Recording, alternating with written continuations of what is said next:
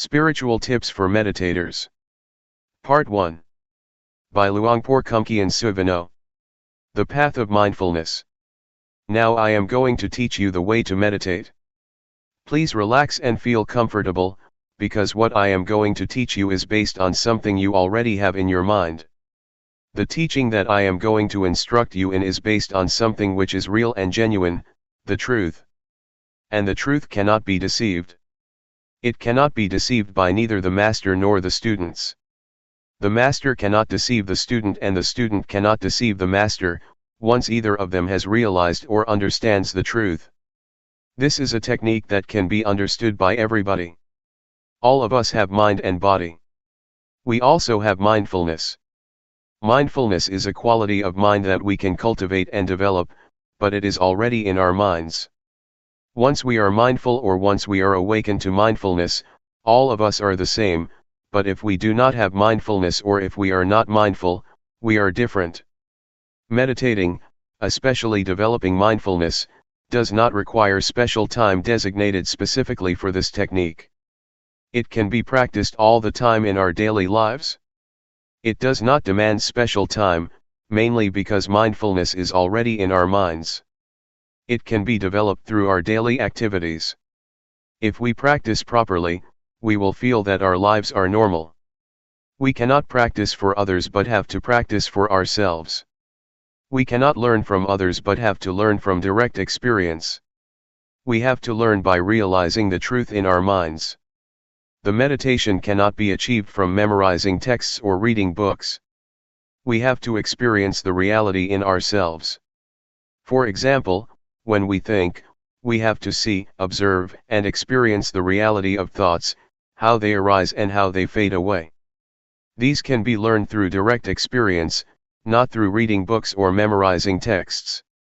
What I am trying to convey is what I have realized from direct experience, not from analytical thoughts or knowledge of texts.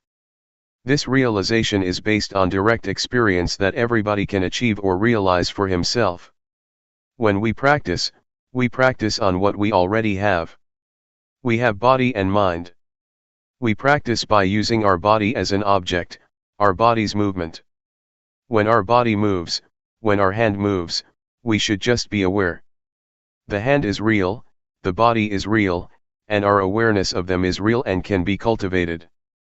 The more we practice, the more awareness we accumulate.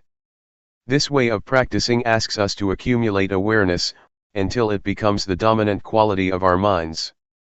Once everybody has total awareness, everybody will be the same in the sense that their lives are normal.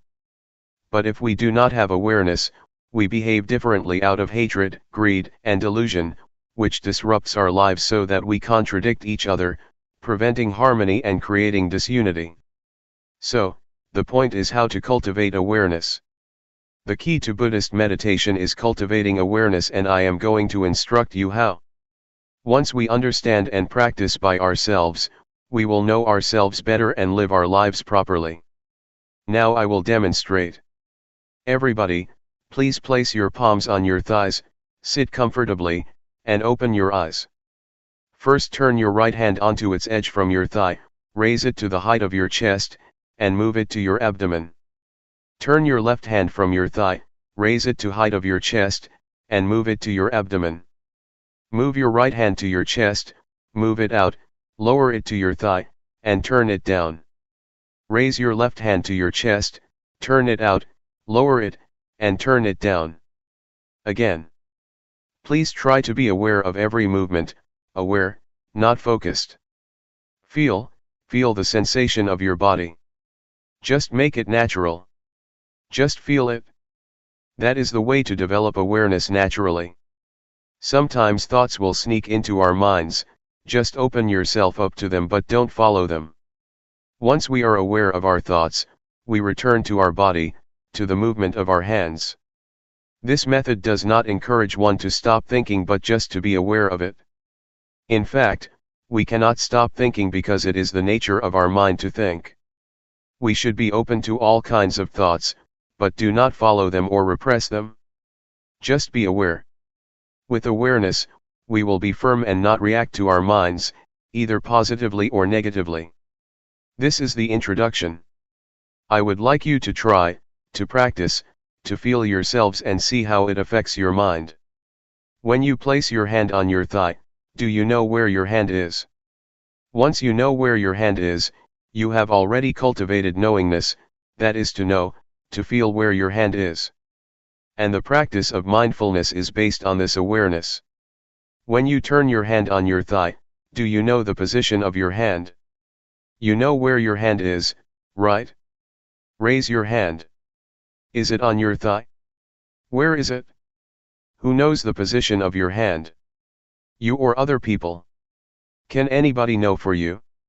Is it only you that can be aware of where your hand is? No, no, no, be aware, be aware, be aware. Do not force your mind to focus or concentrate on every minute of your movements, just feel every step intervally, and don't focus your mind to feel like a straight line of feeling. That's not the right way. The only thing you have to do is be aware. Don't analyze or try to reason what you are going to do or why you are having such thoughts. Don't analyze or rationalize any of your thoughts. Do not make judgments, whether this thought is good or not, just be open to it, be aware of it, with no blame, no repression, and no stopping, just be receptive to the thoughts. This will enable awareness to develop quickly. Keep practicing, keep doing, and keep being aware of your body's movement. It does not need to be the movement of your hand, but can be the movement of your breath. When you breathe in and breathe out, these are also your body's movements. When you walk, try to be aware of your walk, be aware of whatever your movement is. Be aware of every position, and whatever you do try to be aware of only one posture. When you walk, just be aware of your walking, do not be aware of your breath. But if you want to be aware of your breath, that's okay as long as you choose only one object. Do not use too many objects or they will confuse you. The point is that whatever thoughts arise, just be aware, and come back to your body's movement. Do not be caught up in your thinking process or your thoughts. If you feel tired or tense after sitting for a long time, change your posture. While you change your posture, please be mindful, don't change it hastily out of impulse or out of unmindfulness. During your walking meditation, you can either fold your arms across your chest or clasp your hands behind your back. Keep your hands properly, it will enable you to walk slowly with mindfulness. About 8 to 12 paces of walking will do for the meditation. Do not walk for too long a length or your mind will be easily distracted. If you walk at my speed, in 1 hour you will walk 4,000 paces.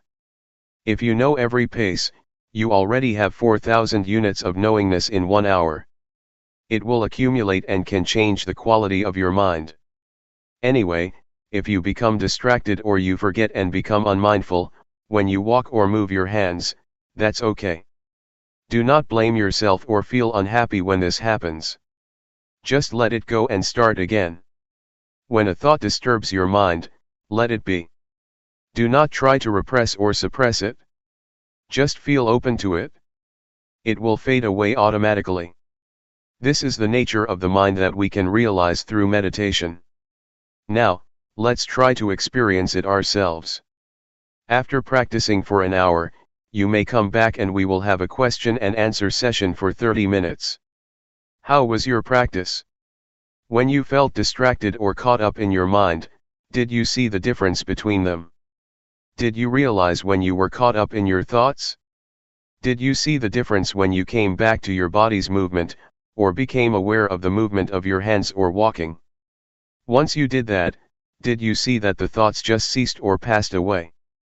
When you are caught up in your thoughts or overwhelmed by emotions, you may forget to move your hand, or you may move it but have no full awareness of your body. That's okay, but try to return to your hand's movement or to your walk. Once you are aware of your body's movement, you are already a practitioner. A Dhamma practitioner develops awareness. This is the only duty of the practitioner. The same goes for feeling. If you feel tense, physical pain, or tired, do not be overwhelmed by the unpleasant feelings. Just come back to your body's movement or just be aware and see the painful feelings. In other words, don't become lost, caught up in or overwhelmed by these unpleasant feelings, but be aware. Awareness will enable your mind and your life to go ahead without being interrupted by thoughts or feelings or any kind of disturbance. Thoughts will arise, feelings will disturb you, but if you have total awareness, you can go ahead without being stopped or blocked by these hindrances. You will go ahead, go straight ahead. For beginners, just cultivating awareness is enough. Do not try to achieve or gain anything. Do not expect any realization, any insight, or wisdom from the practice. Just awareness is enough for you at the present stage, and it will enable you to go ahead without any problems or difficulties. For the beginners, you may not sit longer if you wish, and the awareness may develop slowly, not smoothly. That's okay. Just try to keep practicing, and this will enable mindfulness or awareness to develop. Do not feel bad when you feel you are caught up in your thoughts, or in pleasant or unpleasant feelings, or you become forgetful of the practice. That's okay. Do not blame yourself. Do not feel depressed. Just come back to the practice, come back to be aware of your body's movement. When you keep practice, you keep accumulating awareness. You will begin to see, to realize, the nature of your mind.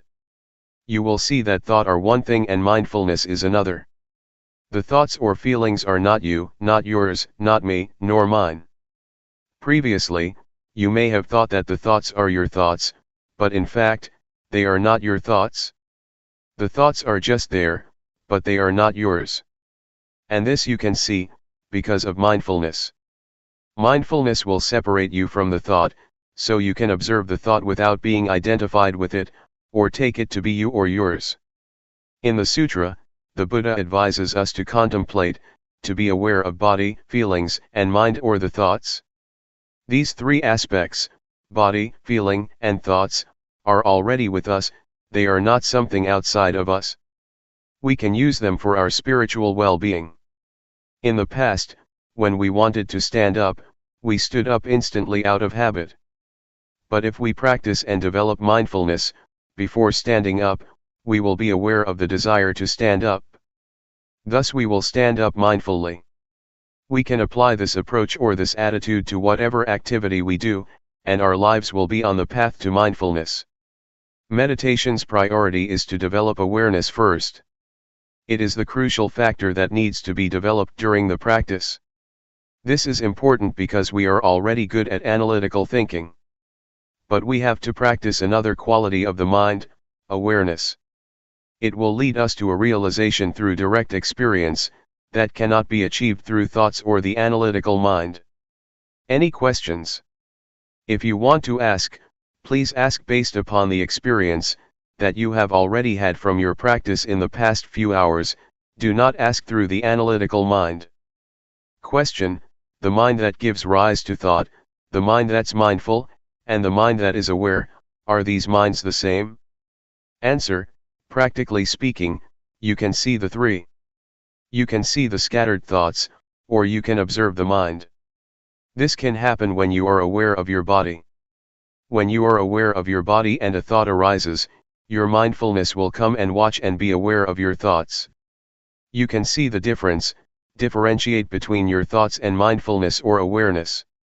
Without being aware of your body's movement first, it is difficult to see the difference between your thoughts and your mind. Question: when you observe a thought, is the thought in the past?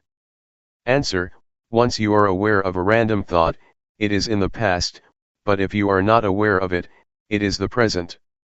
The random or unintentional thought is the kamma, a kind of action, a mental action that can lead to other consequences, either good or bad. If you become aware of it, awareness will halt that mental action, thus getting rid of whatever consequences that might have happened. Question: is this practice of using your body as a meditative object for the training of samadhi? Answer: the awareness can lead to calmness, if you are caught up in or dwell on the calmness that is the samatha, calmness meditation. But if you lift your mind from the calmness and observe the calmness, then it is insight meditation. So it depends on how you deal with calmness. If you dwell in the calmness, it is a calmness meditation. If you observe the calmness, it will lead to insight meditation. Question: is this awareness the same as the Buddha's? Answer: the awareness mentioned above is the same as the quality of Buddhahood. It will lead to total insight. This kind of practice also includes the threefold training: morality, concentration, and wisdom. Question: do you mean that awareness includes threefold training? Answer: the threefold training is not awareness itself, but is based on awareness. You cannot keep precepts without awareness. Awareness will enable you to keep the precepts, sila.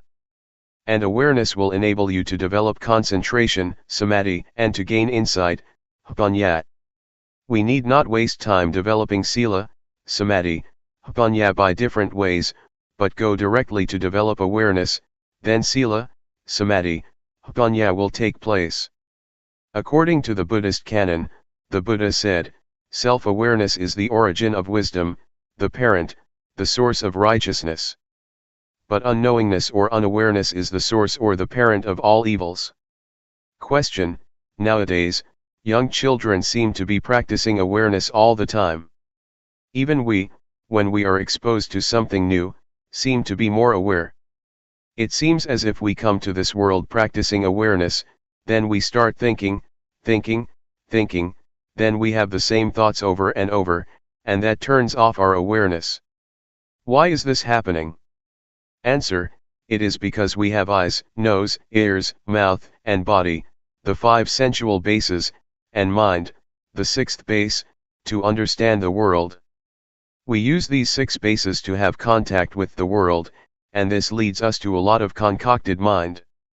We think a lot because we have a lot of contact with the outside world. That's why our minds become busy and keep thinking all the time. We ignore another quality of the mind, awareness. That's why we have to come back again, because we have ignored it for such a long time. We have occupied ourselves with thinking, because of our contact with the outside world through the 5 sensual bases. Awareness will liberate us from all unpleasant events and unfetter our minds. It will liberate us from all hindrances and fetters. I can assure you that awareness will rescue our lives. Regardless of nationality or race, we can be united. Regardless of our differences, we have one thing in common: awareness. Awareness is in every person. So, I would like to encourage you to develop awareness, so that we will go beyond nationality and race.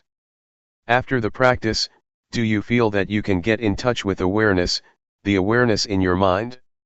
It is an quality inherent in you, that leads you to get in touch with it? Question: it's very hard to slow my mind down. Answer: we are not going to stop the thinking process, we are not going to fight it.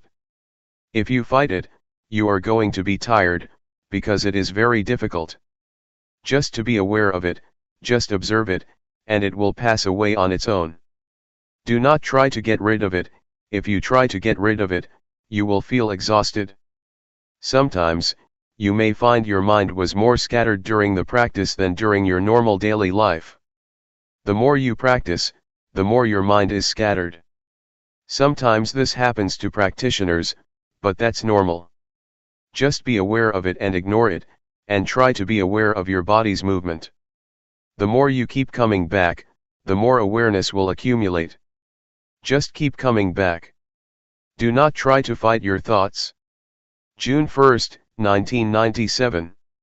Cultivating awareness. The Buddha said that there are 5 hindrances to meditation. The first is drowsiness, the second is agitation or restlessness, the third is doubt, the fourth is sensual desire, and the last is ill will, hatred, or irritation. Doubt means that one feels uncertain, whether the practice is right or wrong, so he just stays on the edge, and cannot commit himself to any kind of practice. You may encounter any of the 5 hindrances. That's alright, it's even beneficial. Try to observe the hindrance rather than following it, or being overwhelmed by it. To observe is to keep your mind from identifying with these 5 hindrances. For example, when you feel sleepy, instead of lying down and following the drowsiness, just try to observe it, and the awareness will lift your mind from being drowsy. Thus you can learn how to interact with restlessness, or with agitation. They are not bad. They can teach. Yet, there are people who, with total awareness in their minds, can go straight through their practice without being caught up in, or dwelling on the 5 hindrances. Awareness not only helps us overcome the 5 hindrances, but will also lead us beyond delusion to insight, or wisdom. When one is unmindful, unaware, or becomes caught up in one's thoughts, one cannot see things clearly and is overwhelmed by delusion. Yet once one becomes aware or free from the 5 hindrances, one can go further to experience insight. Because one accumulates awareness all the time, and awareness enables one to see things as they are, not distorted by bias or scattered thoughts, so that one can achieve insight. The insight that can be experienced from this method of meditation is the insight into the body and mind. You can see that the sense of us or me, in fact, is only the combination of body and mind. You will understand the nature of rupa, the form or body, and nama, the mind. You will see how they interact with each other. With this insight you will have a clear understanding that goes beyond the concept of me and mine, just body and mind, not the sense of self. With the insight into body and mind, you will know and be able to differentiate between thoughts and awareness. So far, you cannot differentiate between these two because they come together, but if you have insight from awareness, the thoughts and the one who thinks or observes can be differentiated. Such realization or such direct experience is what we call wisdom, because it liberates us from hindrances and suffering. It is wisdom, and at the same time it is magga, the path. It is both the path and the end, the wisdom. If you practice properly, you will see that at the beginning it is mindfulness, in the middle it is mindfulness, and at the end it is also mindfulness. It is both means and end, path and wisdom. What I just said is quite ahead of you. It is a state that you may not have experienced yet, but I wanted to inform you of what you are going to realize, if you practice properly and continuously. Please try to concern yourselves with what you are practicing now. Just be aware, and once you keep practicing, results will come on their own without any attempt on your part. Therefore, put your effort into the practice. Awareness from this practice will get rid of delusion. The more you are aware, the less you are unaware. Unawareness is identical to delusion or ignorance. If you accumulate awareness through this method, it will form a solid base for keeping moral precepts, for concentration, and for wisdom. You will live your life morally once you have full awareness. At the same time, you will also have calmness or concentration, once you are fully aware of what you are doing. Meanwhile, insight can take place with awareness. Thus, awareness can lead us to the totality of life, the totality of education or training. Awareness or mindfulness enables us to awaken. An enlightened one is one who has total awareness, total mindfulness. Buddha said many times that the Arahant, the enlightened one, is one who has full mindfulness and awareness in every moment of his life. His experience is like traveling in a freeway on which he can move ahead without any obstructions. Mindfulness is like this: you are not caught up in any thoughts, but move straight ahead in your life. You can learn a lot from this practice. You can understand a lot of things in Luangpor Teean's mind. It is as if your life is the texts, your practice is the texts, and you can gain a lot of knowledge from it. Your experience is the source of knowledge that will enrich you. I would like to persuade you to see for yourself. Try to see it, experience it, and it is within your capability to understand it. I would like to encourage you to learn more and more from the practice. This is not some kind of propaganda or an advertisement, but just an encouragement. Practice like this is sort of forming a new habit of awareness. Right now, we have the habit of unawareness, of doing things out of habit without awareness, but if we accumulate awareness, a new habit will be formed, and whatever we do, after we practice properly, we will be aware of our daily movements. But if we do not practice, we will easily fall back to delusion, to our forgetful habits. So, please try to accumulate awareness and try to be mindful. Another point that I would like to emphasize is that, awareness is not a quality confined to myself or monopolized by anyone. It's a quality inherent in all of you. You are all capable of increasing and developing your mindfulness, not only in this room but also in your daily lives. That's all I would like to share with you. The only thing you should do is to realize it yourselves. What I talked about is not for you to memorize but for you to experience yourselves through practice. Both of us will stay here for more than a month. Should you have any problems, please come and talk with us. Question: awareness is not limited to our hands movements only, right? Can it be expanded to things like scratching itches? Answer: that's right. Whatever you do, whether coarse or subtle, breathing or swallowing saliva, or even when you just raise your hand to get something, be mindful. Just be aware of whatever you are doing. That's the proper way to practice. Question: if one moves without awareness, is that ignorance? Answer: yes, that is a kind of ignorance. There are many kinds of ignorance. The most fundamental ignorance is of the things that cause suffering to you, whatever kind of thoughts or understanding that troubles you, or creates suffering for you. Question: the Buddha's awareness is the same awareness that we are talking about, except his awareness is continuous, right? Answer: yes, it is the same, but the awareness of the Buddha is not only continuous, but is also awareness in its totality, awareness that replaces ignorance to the extent that there is no residual of ignorance left. But for us, we still have ignorance, our awareness still broken. Question: what is the difference between the awareness of Sotapanna, Sakadagami, Anagami, and Arahant? Answer: the awareness of these four enlightened beings are different in terms of degree, and also in terms of quality.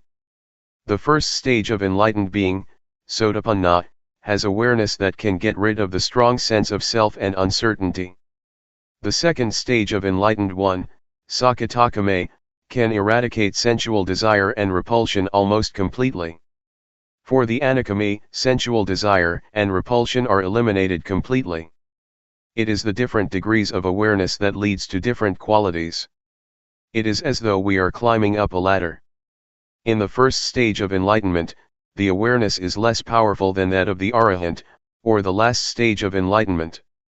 For example, when we get angry at something, we will think about it over and over again. But for the enlightened one, especially the third one, Anagami, once anger occurs, it just happens and he can let go of it. It just occurs one time and then he goes beyond the anger.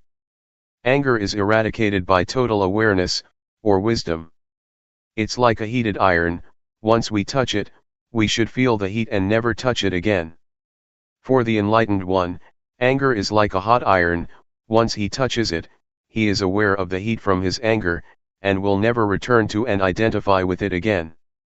But ordinary people, not aware that anger is like a heated iron, just touch it over and over again without realizing that it is very harmful.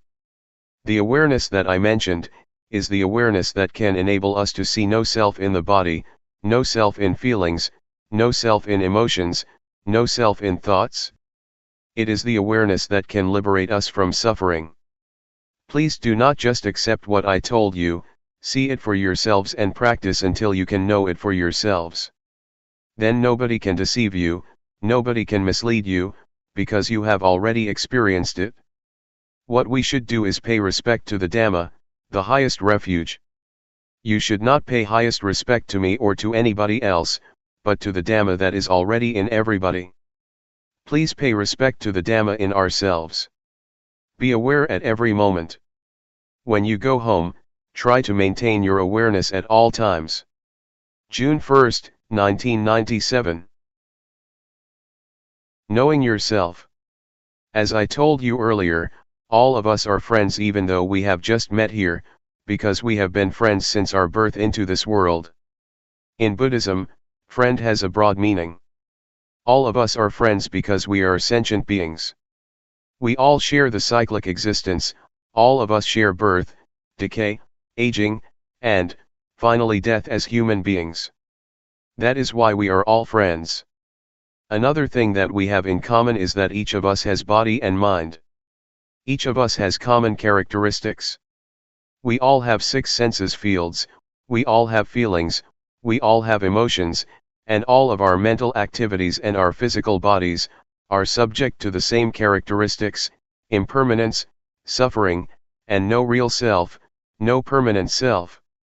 These are the 3 common characteristics that all of us share. But there is something that makes us different from each other. That is our mental formations. We have different ideas, we have different opinions, we respond to our surroundings in different ways. It is our mental formations that makes us different from each other. However, these mental formations can be transformed, making us one, the same as a person. Previously, I said to many of us here that, despite our different characteristics, although there are various kinds of people, we can be the same if we have mindfulness. If mindfulness prevails in our lives, we will be the same, but it will be different if unawareness or unmindfulness prevail, because they make us behave differently and perversely. Anyway, I would like everyone here to feel comfortable when you are listening to Dhamma. You should feel comfortable because I am going to speak about what you already have: mindfulness, calmness, clear comprehension, and self-awareness. All of these qualities are already present in your mind.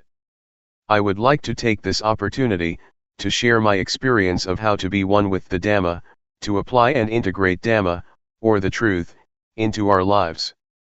3 years ago, when I first came here, a Western student asked me, "What brings you here? What do you know? What knowledge do you bring with yourself?" I replied that the only knowledge that I have is knowledge of myself. I just know myself. So, he asked, "What do you mean by knowing yourself?" Instead of giving him the answer, I demonstrated by turning my hand on my thigh and resting it there. Then I asked, "Have you ever been aware of yourself while you rest your hand continuously for 7 days? Have you ever had that experience of knowing yourself, of being aware of yourself for 7 days? He said, "No, I cannot do that, I do not have such experience." So I persuaded him to try cultivating awareness with the practice of raising the hand, dynamic or sati meditation.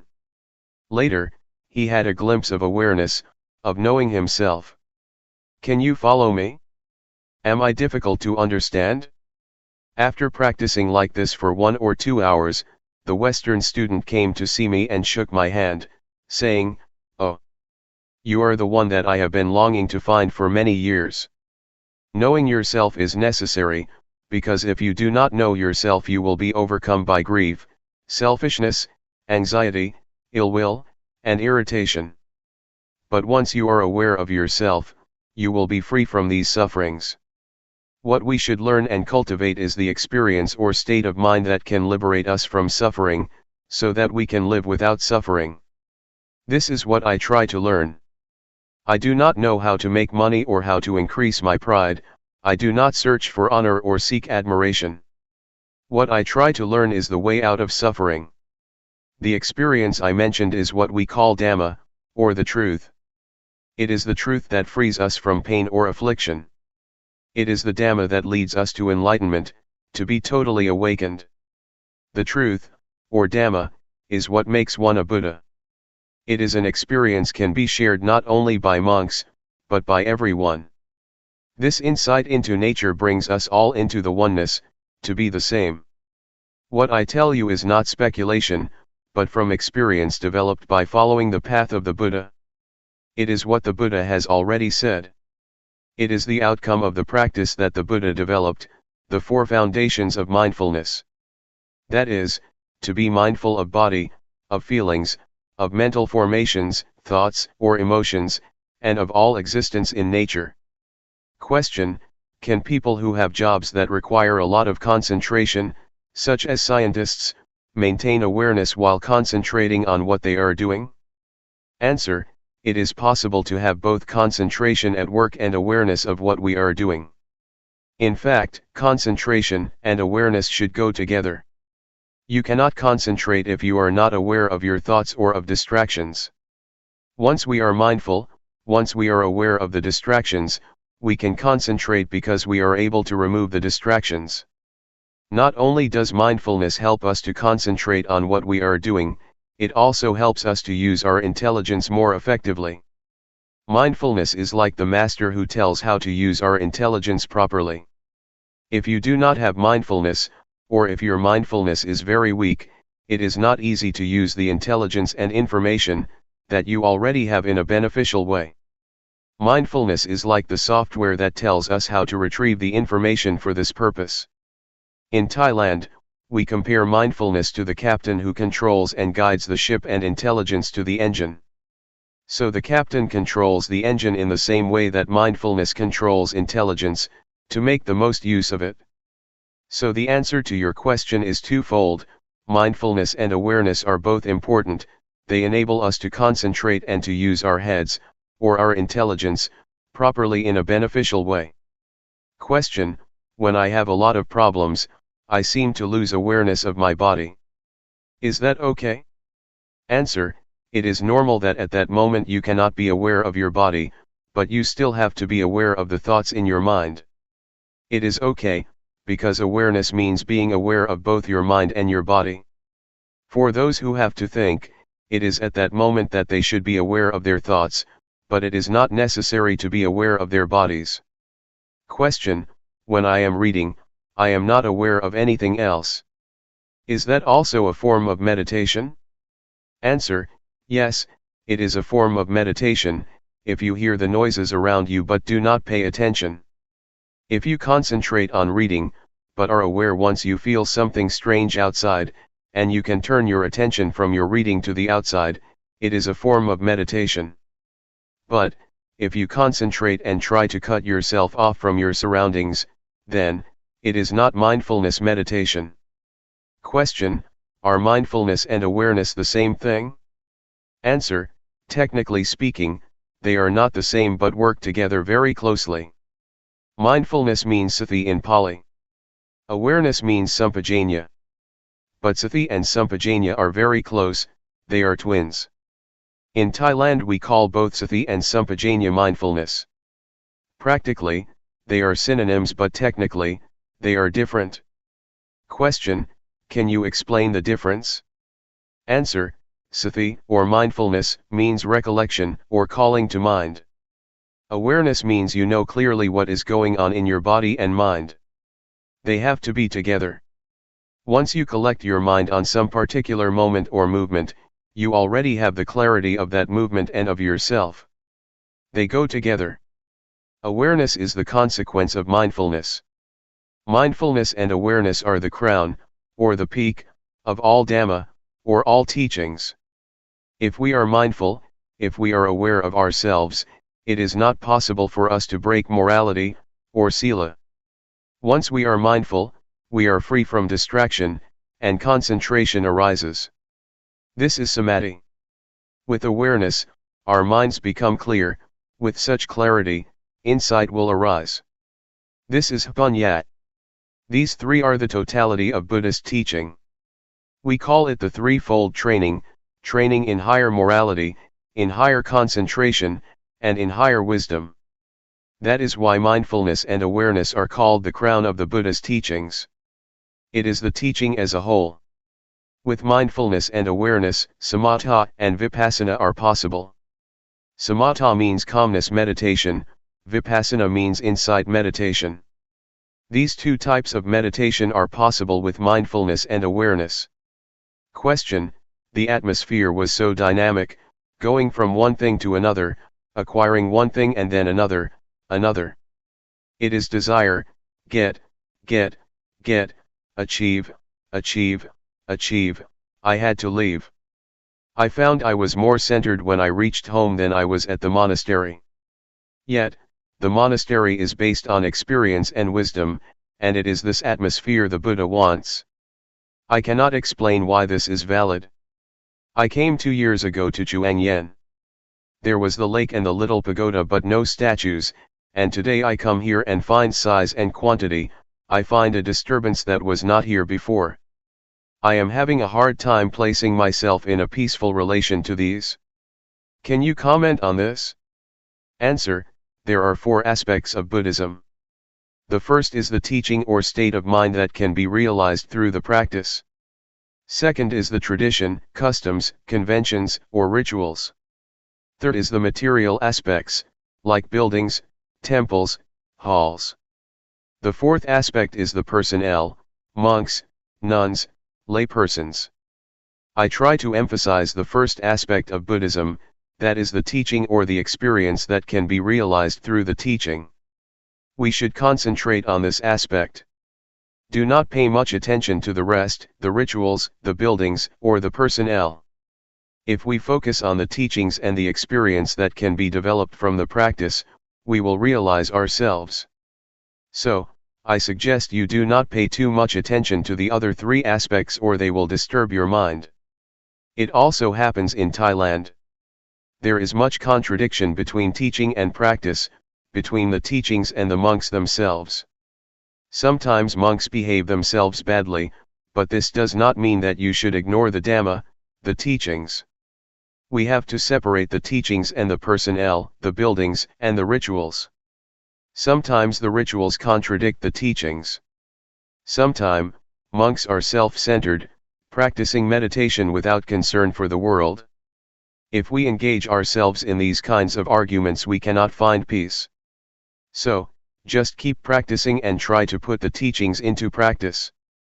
This does not mean that if one individual practices properly, the rest will follow. No, I only suggest that we start with ourselves. If we expect other people to start, if we expect other people will start without beginning with ourselves, then nothing will happen. Let us start with ourselves and then pay attention to the rest. I would like to share my experiences of when I was a young monk, just a beginner, starting to practice Sati meditation 30 years ago. The other monks, my friends, were not serious about the practice. They preferred chatting all the time, and many monks tried to engage me in their conversation. Many things around me were quite irritating, quite annoying. But I decided that I would not pay attention to my surroundings. I behaved myself properly and paid attention only to myself. If I engaged with my surroundings, with my fellow monks, I would not progress in the practice. So I just tried to concentrate on myself and ignore whatever was happening in the monastery. I started with myself first to make progress. But the most important hindrance is internal disturbances, not external ones. Previously, prior to coming to practice this method of meditation, I had practiced the calmness meditation, using my breath as the object of meditation to bring me calmness, a kind of trance and absorption. But when I started practicing Sati meditation 30 years ago, I doubted this method because it never gave me calmness. I was not sure whether I should pursue this method or not. There was a kind of irritation, annoyance, and uncertainty in my mind, which kept me from practicing Sati meditation earnestly, and this hindrance was more serious than any external annoyances. But once I made up my mind that I would practice Sati meditation without questioning, without reasoning, just experiencing directly with mindfulness, I felt that progress in the meditation had been made. So I would like to suggest you be aware of and concerned with the internal hindrances, that are more irritating than any external disturbances. To practice meditation, we have to be prepared to face a lot of problems. Before Buddha became enlightened, there were a lot of devils, or Maras. Mara is the deity which tries to subvert or undermine enlightenment. The army of Mara tried to disturb Buddha, to persuade him to stop practicing, even threatening the Buddha. A lot of warriors, a lot of Maras, came to try to overcome the Buddha. But with the strong determination, with the earnest attempt and strong will of the Buddha, he overcame the army of the Mara. So, I would like to encourage you to be prepared, to be determined to overcome all obstacles that you might face during the practice. Question: you talked about the internal disturbances. Could you tell the nature of them and how to control them? Can we be without any thoughts for a minute or even a second? Thoughts are what cause internal disturbances. How can you control them? Answer: try to be mindful, try to be alert and awake, don't follow or be carried away by our internal disturbances. For example, if you feel sleepy or drowsy, do not follow the drowsiness or be carried away by drowsiness. Stand up or rinse your face with water or try to be skillful. Create or invent a method that will enable you to be alert and awake. For instance, when you are sleepy, visualize the illumination of the sky, picturing a radiant sky. This will enable you to awake from drowsiness. Drowsiness is the first hindrance, or nivarana in Pali. Nivarana means hindrances that keep you from progressing in the path of enlightenment. Besides drowsiness, there are also irritation, restlessness, sensual desire, and ill will. These are the 5 hindrances that disturb you, and you should be prepared to deal with them. But first of all, you should realize that you are able to put an end to the hindrances. They will not haunt you permanently. With this hope, you can encourage yourself to not to fall under their control. These unwholesome qualities can be transformed. Irritation, drowsiness, restlessness, and annoyance can be transformed by mindfulness. Drowsiness can be transformed into awakening, laziness can be transformed into diligence, irritation can be transformed into peace. It is in our capacity to do that. But if you are skillful and learn how to encounter these unwholesome qualities with mindfulness, you will realize that all of these disturbing qualities can bring us wisdom. They can be our teachers. Drowsiness can teach us to be more intelligent. Irritation can teach us to be wiser. These can be accomplished by cultivating mindfulness. Do you want to try? Tomorrow we will start a 7-day retreat. I will take care of you if you would like to try, and I will not mislead you. I assure you that I will lead you down the right path. Question: why do you call it Sati meditation? It is supposed to be very calm and quiet. Answer: there are 2 kinds of meditation. Calmness meditation is one, but there is another kind of meditation that asks us to pay attention to awareness. What I teach is to encourage one to pay attention to awareness of the body's movements, taking bodily movement as the object of meditation to train one to be mindful.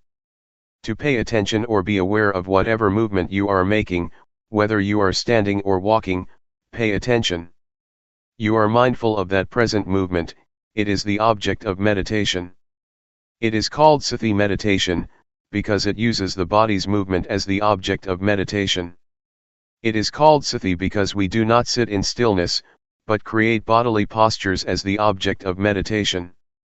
Driving can be a form of meditation. Reading is also a form of meditation if you read properly. Sewing is too, as when I try to sew my robe for 9 days. Meditation is to pay attention to one thing with full awareness. Meditation is not necessarily closing your eyes and crossing your legs. Question: you said mental awareness of bodily motions was important. What if you are aware of something around you? Answer: in this practice, we are aware of our body's movement. This is the main posture, the main activity. But we are also ready to be aware of other things, either in our minds or outside in our surroundings. For example, when I am practicing, if a friend comes to ask for a needle to sew his clothes, I am ready to give him the needle while still keeping with the practice without talking to him. I just stand up and find the needle for him. After giving him the needle, I return to my practice. It means that I am ready to respond or to be aware of anything that occurs to me internally or externally. I do not cut myself off from my surroundings but am ready to hear the noises. If there is nothing special, I just pay attention to my bodily movement. Question: you are also a social worker. Do you teach Sati meditation to the people you serve, and how effective is it in helping them? Answer: I teach many who are receptive to my teachings, but there are still a lot who do not practice what I try to teach, because they are busy, occupied with their careers. Most of them are busy farmers with no opportunity to practice. I myself have to preserve the forest by my temple, keeping the illegal loggers away. Sometimes I try to teach them meditation too, but it is not easy. Drug addiction is also a problem in my village. I try to recruit the young villagers who are addicted to drugs to enter the monkhood, and train them for a month. They are okay when they are monks, but when they disrobe they become addicted again. I do not know how to help them. Thai villages are transforming. A lot of modern illnesses and problems are arising on the village level. Not only poverty, which is the last problem. The new problems are drugs, divorce, the breakdown of the family and the rise of single-parent families. These kinds of problems are spreading even in the villages. Our village is quite remote but still has such problems. Now, only the old and the children are in the villages. The young people, both men and women, have gone to the city. The village is going to break down. Community life is breaking down. I hope that America will be the center of Buddhism in the future. Is that too optimistic? But it is possible, because the American people are intelligent and earnest in their practice of Buddhism. Question: can Luangpor elaborate more? Why will America be the center of Buddhism in the future? Answer: American people are intelligent. They also take meditation seriously compared to the villagers. For example, in my area, the villagers have to go out to the fields really early in the morning, cutting the sugar cane, so they have no time to visit the temple. They are busy all the time. But here, many of you live far away but can still spare the time to come here to practice meditation, while my villagers living next door to the temple have never showed up. June 8, 1997. Realizing the true nature. This is a good opportunity for all of us here, to practice in order to understand and realize the true nature of ourselves, and the true nature of reality. There are a lot of people that cannot spare the time to practice here, but all of us here are committed to the practice. So, from now on, I would like to give meditation instructions. In the time of the Buddha, we did not have a tag that says, silent meditation to refrain from conversing with others. But it is in accordance with the principle that the Buddha established, that it is good for one to not see, hear, or talk while he is practicing meditation. If we have to speak, we should speak mindfully; if we have to see, we should see mindfully; if we have to hear, we should hear mindfully. We come here to practice meditation, to cultivate mindfulness. Mindfulness is already a quality of our mind. Practicing meditation to cultivate mindfulness, we encounter a lot of obstacles, a lot of disturbances both in our minds and from the outside. So we should learn how to cope with them skillfully. For example, when you practice, you may feel pain, be tense, or tired after sitting for a long time. You need to change your posture, changing your position from sitting to standing or walking. But before standing up, you should remind yourself to stand up mindfully. Do not stand up out of habit or stand up unconsciously, but do it mindfully, with full awareness. This is the technique that I would like to share with you. Try to allow mindfulness to guide our behavior. When we are tired of walking and would like to sit, we should be aware of the desire to sit. The desire to sit and the awareness of it are different. With awareness, we can see our desire, our need to sit. Once we can see clearly, we are aware of our desire to sit, then we start to sit. This is how we use mindfulness to lead or guide our behavior. Do not be overwhelmed by feelings of pain, tension, or physical strain.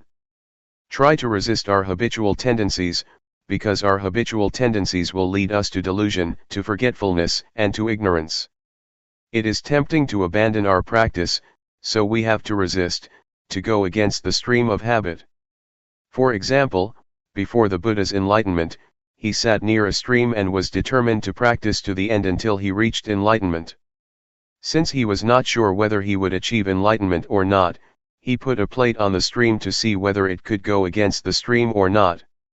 If it could go against the stream, that would mean he would achieve enlightenment, and he found that the plate could go against the stream. This is analogous to his determination to resist the habitual tendencies, which led him to enlightenment. So, I would like you to try to follow his path, to always be aware. Be constantly aware of your body's movements. When you raise or move your hand, keep being aware of your body's movement. Do not let yourself stuck on anything else, be it high or low, pleasant or painful. Just be aware of your body's movements. For beginners, I would like to suggest you meditate in two postures, sitting and walking, sitting and moving your hands in a rhythmic pattern. But, if you want to try to meditate with breathing, and you feel that it can develop your mindfulness, that is fine. However, I would like you to practice in only two postures. Try not to use the lying posture because it is not good for mindfulness. Also, in daily life, keep practicing mindfulness when you are changing your posture. For example, when you go to the dining hall or to the toilet, be mindful in every posture, in every movement you make, whether it be in this room or outside. Avoid judging whether this is right or wrong, or keeping asking yourself, am I doing this correctly? Try to avoid the sense of right or wrong. Keep practicing, simply practice. Do not be anxious. Avoid skeptical doubts. Just keep practicing and try to be aware of what you are doing. That is all. It is not too complicated. For beginners, avoid worrying about the method, because it will obstruct your practice. Just go ahead and practice and you will learn from your experiences. Otherwise, you will keep questioning yourselves and halt your practice. If you have questions, feel unsure, or feel doubt about the practice, come to see me. Do not ask other people. Do not worry about right or wrong, do not keep asking yourself whether you are practicing right or wrong. Your direct experience will tell you. The truth will reveal itself. When you practice, you become aware of mind and body. The insight into your mind and body, the insight into the nature of mind and body, will tell you without your asking yourself whether this is right or wrong. Let the direct experience tell you. Question: what is awareness? Answer: awareness is to be aware of the sensations of the body, to be aware of what you are doing at the present moment, whether it be eating, or some particular meditation object that you choose, such as breathing. If you choose breathing as the object of meditation, you become aware of that. That is the awareness that I mentioned. Just be aware of the whole process, not the details. Place your hand on your thigh. Are you aware of it? Right hand up. Are you aware? Just be aware that your hand is on your thigh, that is okay. Then, raise it up and move it to your abdomen. Turn up your left hand. Be aware. Raise it up and move it to your abdomen. Move your right hand to your chest. Turn it out and lower it to your thigh, and turn it down. Raise your left hand to your chest, turn it out, lower it, turn it down. Again. Are you really aware of the movement of your hand? Do you just think that you are aware, or do you really experience the awareness? Now, pay attention to your breathing. Inhale, exhale. Can you feel the sensation at the tip of your nose or at your abdomen? Question: can one observe the tip of his nose and abdomen at the same time? Answer: you have to choose. How is your awareness? It does not matter what object you are going to be aware of. You can move or shake your fingers and use them as the object of your awareness. It is the same awareness. You can apply it to other positions or other postures. Try whatever gives you clear awareness. Sometimes you may feel doubts, and the awareness is not clear after practicing for a length of time. You may need to change your posture, to raise your hand, to touch your body, or to breathe, changing your object of meditation to breathing. Just be aware when you are changing your posture, so you feel the new sensation. But this is only temporary.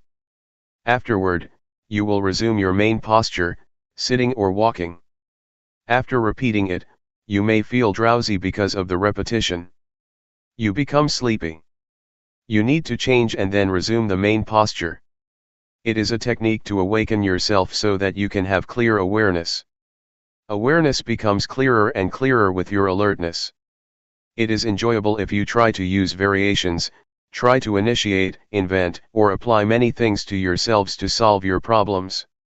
You will enjoy this and be at ease. Easy.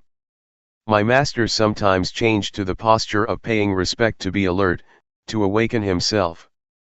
As for walking meditation, try to either fold your arms across your chest or clasp your hands behind your back, and walk not too slowly and not too quickly, about 8 to 12 steps. Do not gaze too far. Do not lower your head too much. Just stare at the floor about 2 meters from your feet.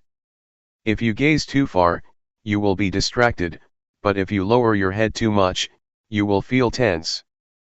Feel free to choose any posture you like, but try to spend a length of time with the posture you choose. Do not keep on moving or changing all the time. When you feel tired with a posture, do not change it suddenly. Try to delay, to go beyond the time limit, try to go a little bit further. If you feel tired and you change postures right away, that is not good. Try to go further to strengthen your will, your mind, your determination, and your body.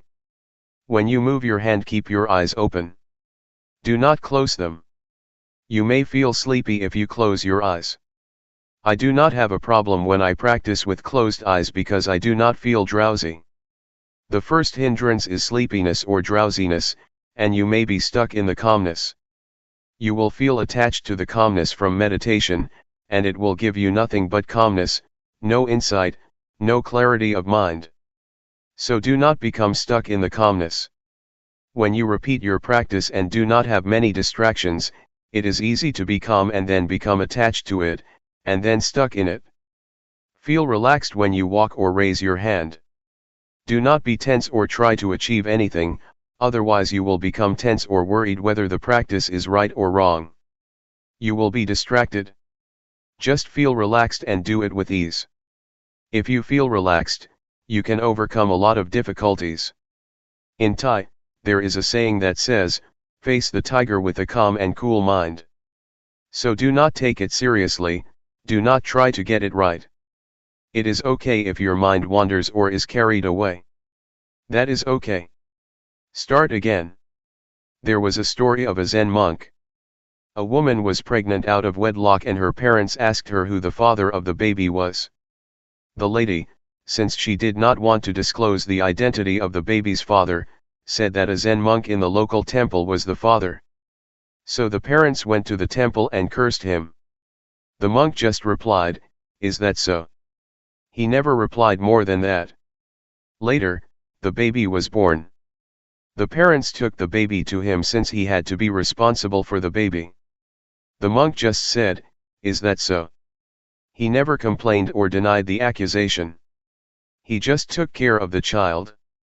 But later on, the lady felt guilty that she had caused a lot of trouble for the monk, so she confessed to her parents who the real father of the baby was.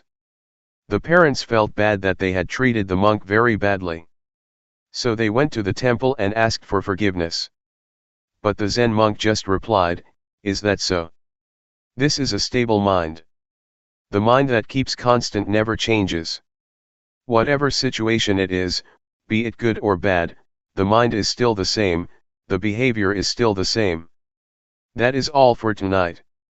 June 8, 1997.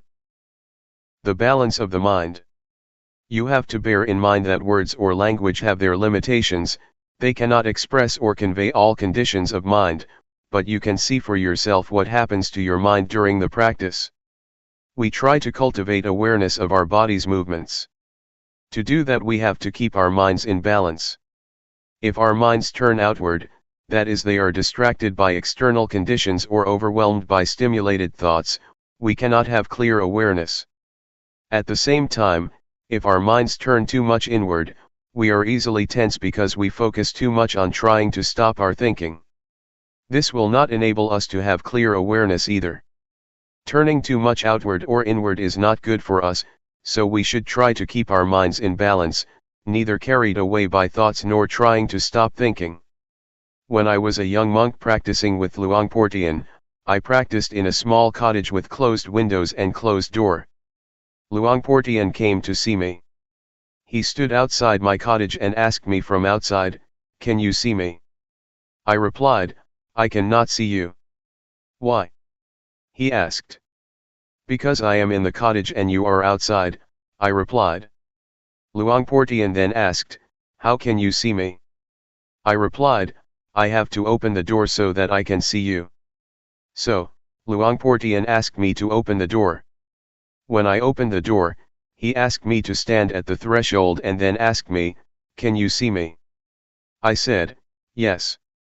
"So, you can see outside of your cottage?" "Yes," I replied. He asked, "Can you see inside your cottage?" I said, "Yes." So, Luangpor Teean emphasized, you should practice like this, that you can see both outside and inside, not to practice with the closed mind that you cannot see anything but inside yourself. This is not a good practice. You should practice with a mind that can see outside and inside. This is what he taught me. Luangpor Teean's instruction will be fruitful if we do not only reflect it, but try to follow or bring it into practice. If we just speculate on he taught, it is useless. We have to bring it into practice and see for ourselves how it works. The point that Luangpor Teean emphasized is to keep our mind in the middle, not too much outward nor too much inward. The only way to do that is to feel, to stay on the basis of awareness. In order to have clear awareness, we have to keep our minds in balance, neither falling into distractions nor forcing our minds to concentrate, or putting much focus on any one point of the body. To be aware is to see, to notice the heat, to notice the cold, to notice pleasure, to notice pain, to be aware when our minds become high, and also to be aware when our minds become low, not to fall or be overwhelmed by each opposite of our mental states. Just let go of high and low, heat and cold, keep your mind unaffected by them. This is the middle way. This is the path that the Buddha described, the middle way. Those who force the mind to concentrate on the body's movement, or try to stop thinking, are what he described as trying to turn inward. That is, trying to stop thinking, or trying to force the mind to focus on a particular point of the body's movement. It is easy to get physical problems doing that. You may find it difficult to breathe or feel your chest tense. In this situation, it will be more fruitful to turn our minds outward, to our surroundings.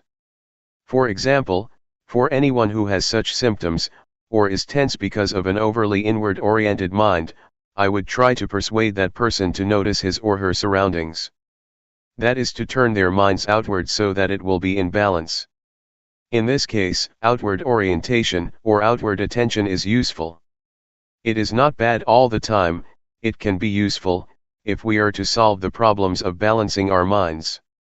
A few years ago, there was a case in Thailand where a villager, who was very earnest in the practice, took his practice very seriously to the point of where his hands became so stiff, he could not move them. He did not show up for the morning chanting session, which started around 4 o'clock, and I did not see him in the dining hall at breakfast time either. I wanted to see what happened, so I went to see him at his cottage after breakfast, and found him sitting with his hands stuck to his abdomen. Once he saw me, he asked for my help. He said that his hands had been stuck like that since 3 o'clock in the morning, and that it had already been 6 hours since he could not move. He said he asked for help, gave blessings to the sentient beings, but it did not help. I know that his mind was turned too far inward. So, I tried to speak with him to push his mind outward, to involve him in outward conversation. I had a conversation with him in order to let his mind out of that situation. I asked him, "How many children do you have?" He replied, 3. So I asked, "Do you miss your children?" He said, "Yes." "How are you planning to help your children when they grow up?" I asked. He started telling me his plan for helping his children. Unconsciously, his hands fell down, and he did not even realize it, still talking, replying to me. A few minutes later, he found that, oh, his hands fell down. It happened because his mind became interested in something outside, his mind became balanced, and the problem of his hands was solved by itself. This is an example of how problems can be solved if we try to keep our minds in balance. So, please take advantage of whatever happens to you, whether it be distraction, tension, or repression. Do not feel it is useless. When you feel distraction, it is useful if you try to learn from it. You can learn a lot from whatever happens to you. So, make the best use of it. Do not feel bad when your mind is carried away by thoughts or feels scattered. It can reflect a lot about yourself and the nature of your mind if you pay attention to it. Take it easy, feel relaxed when you practice. For me, I have no problem sitting or walking for a long time without being tired, because I feel relaxed and I take it easy. Whatever happens to you, do not become fussy or frustrated. When you lose awareness, or when you become stuck in your thoughts or in your thinking process, do not be fussy about it. Just feel that it is all right and then come back to the awareness. With this kind of attitude you will feel comfortable, and will get through any kind of problem. You may face not only tension or frustration, but also drowsiness or anxiety. But if you take it easy with the effort, with the attempt to resist these tendencies, you will overcome all of them. Any questions? Question: you just mentioned that when you reflect you can understand more about yourself, but during the practice, aren't we supposed to not think and just be aware? Answer: yes, at this time you need not to investigate. Just be aware of it, just see it, that is enough. You will finally understand the thoughts, so you need not investigate. Just being aware of them is enough. I would like to add that once you have a better understanding of yourself and your mind, you should be careful not to fall into the trap of knowledge. Just knowing that you know is enough. If you become excited with your knowledge, it can distract you or obstruct you from being aware of your body. Question: does the knowledge obstruct because you are thinking too much? Answer: it is a trap. It obstructs the practice because when you know more and more you become fascinated by knowledge. When you know more and more, you tend to follow the flow of the knowledge and then you lose the practice of awareness. There is a possibility that insight will arise within your mind, wisdom, or insight into the nature of body and mind. You will have an understanding about wholesome, unwholesome, sin, and merit. You will understand the three common characteristics: impermanence, suffering, and no self. You will realize that you can be a monk in essence though you are a layperson. Some monks, after practicing and achieving such insight, exclaim that, "This is the first time that I feel as though I am a real monk. Just today I became a monk." Despite the fact that they had been ordained for many years, they felt that they were not monks until then. Question: someone else suggested that, and I have tried it a couple times. After you practice a long time, you feel very well and calm. That is a good time to think about what you want to do in the future, because your mind is very clear at that point. Answer: there is no problem if you know when to finish. There are some artists who use meditation to calm the mind in order to paint. But I would like to say that meditation is not only for work, or solving practical problems. You should aim beyond that, to remove suffering. We should use meditation for a higher purpose than solving the practical problems of daily life. Just keep this in mind so that we can make the most of it. Do not try to achieve anything. Do not try to achieve supernatural powers, or want to be better than other people, to compete with other people, or to have a special mystical power. Do not have such an attitude or it will obstruct the practice. I would like to give another example.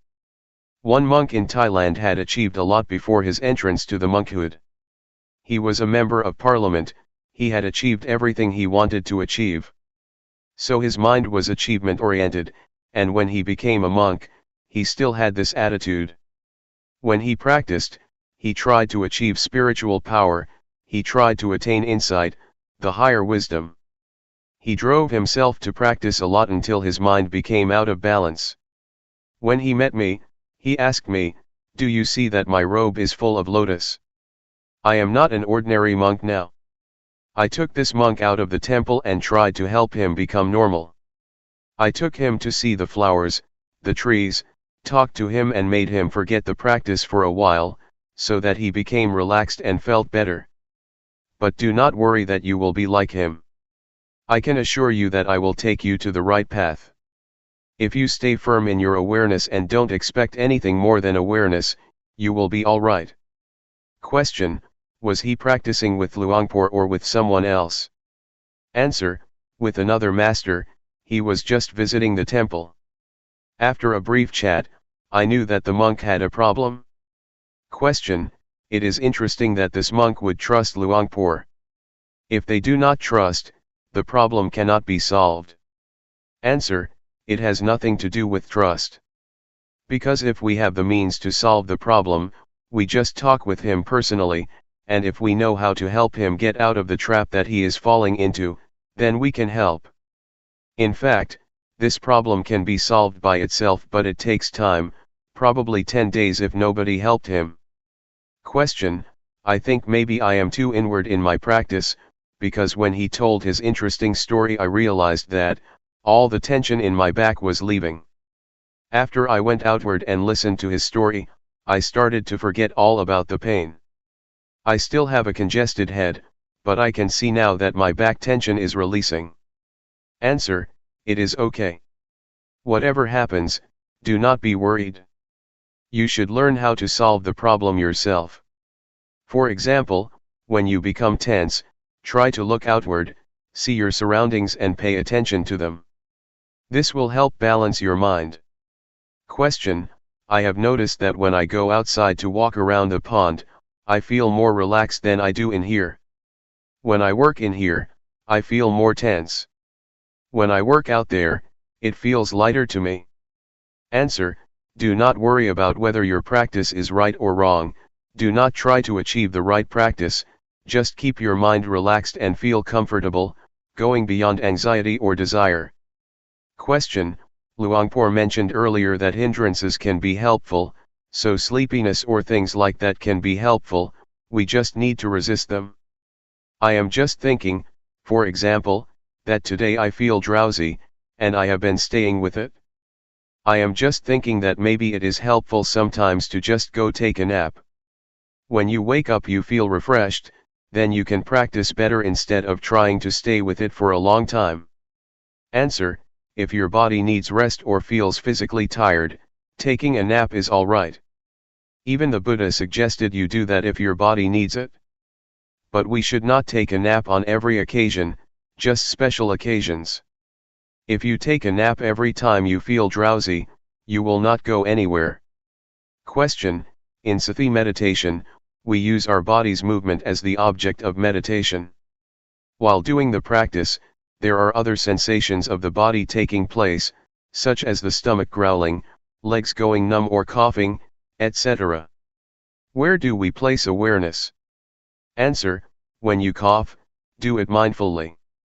When you feel tense or when you feel tired or have physical pain, sometimes it is not good to resist it. You have to reduce that pain by changing your position from sitting to walking, etc. You have to learn how to reduce this kind of suffering, it also depends on the case.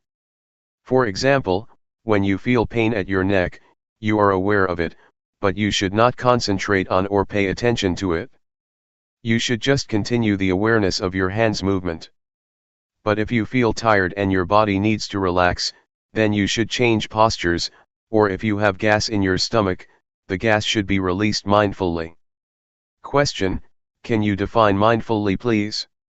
Answer: you are aware of it. Mindfulness and awareness are interchangeable.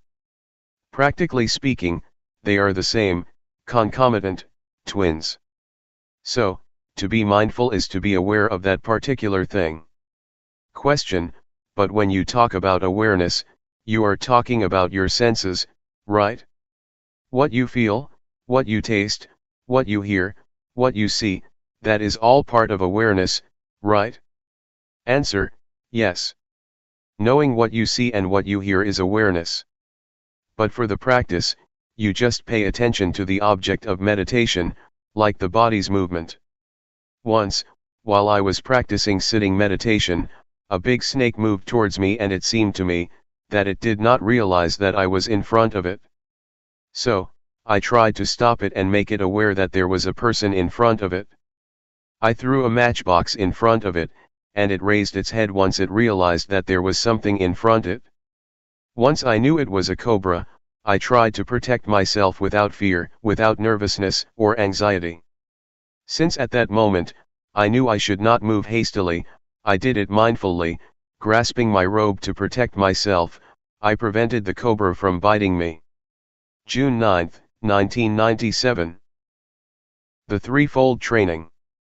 We have to study ourselves to gain a better understanding of ourselves, otherwise, we will become the victim of suffering. Suffering will become our master, and control our minds. If we know ourselves, we become our own masters and can live our lives accordingly. Within ourselves, there is both heaven and hell, merit and evil. Our mind can be the source of happiness or the source of suffering.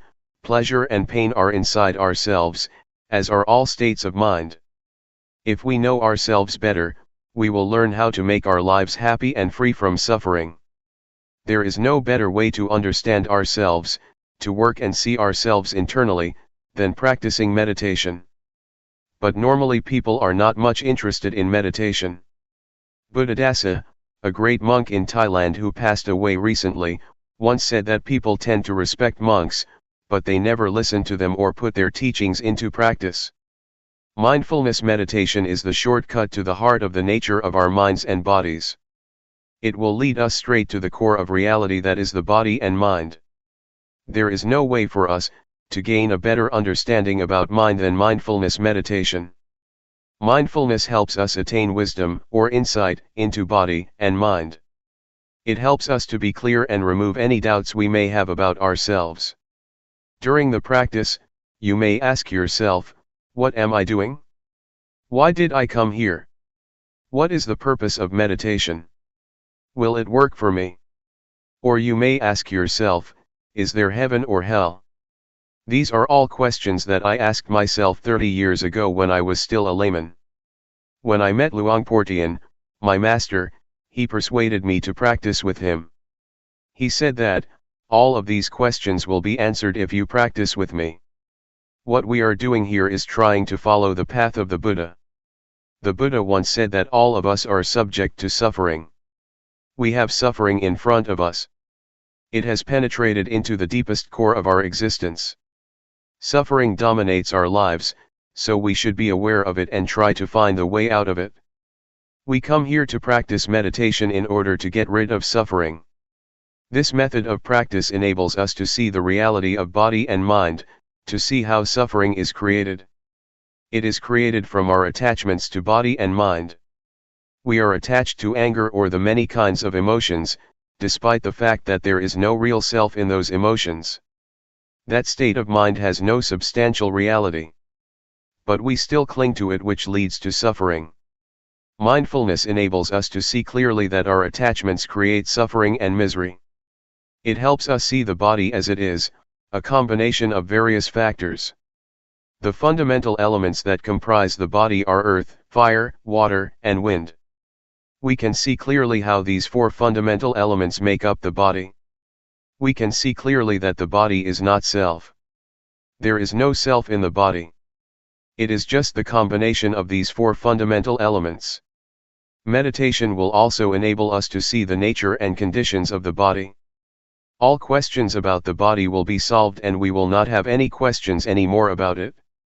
The same goes for the mind, we will understand the mind with mindfulness. There are thousands of different mental activities of the mind mentioned in the Tripitaka, or the Buddhist canon.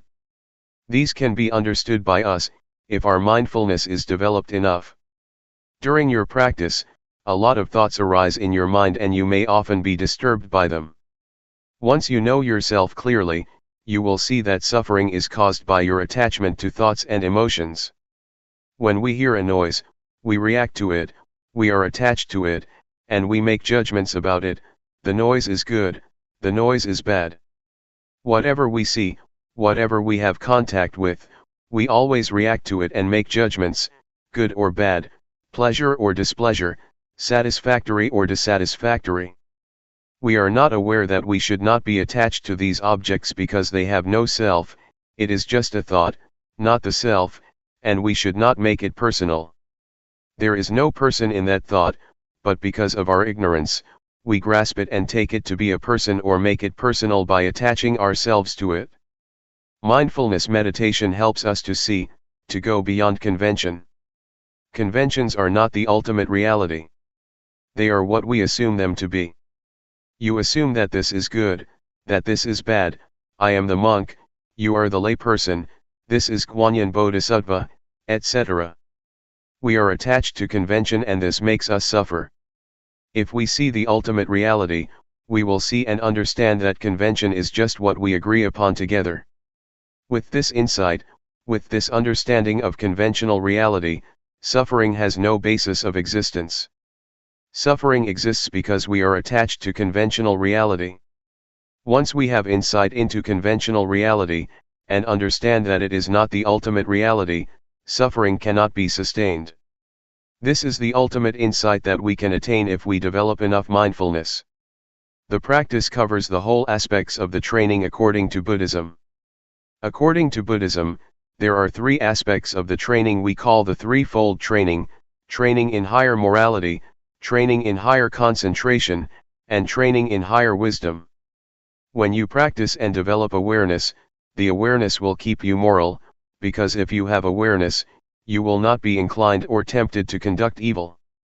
Awareness will enable you to be calm and have a peaceful mind.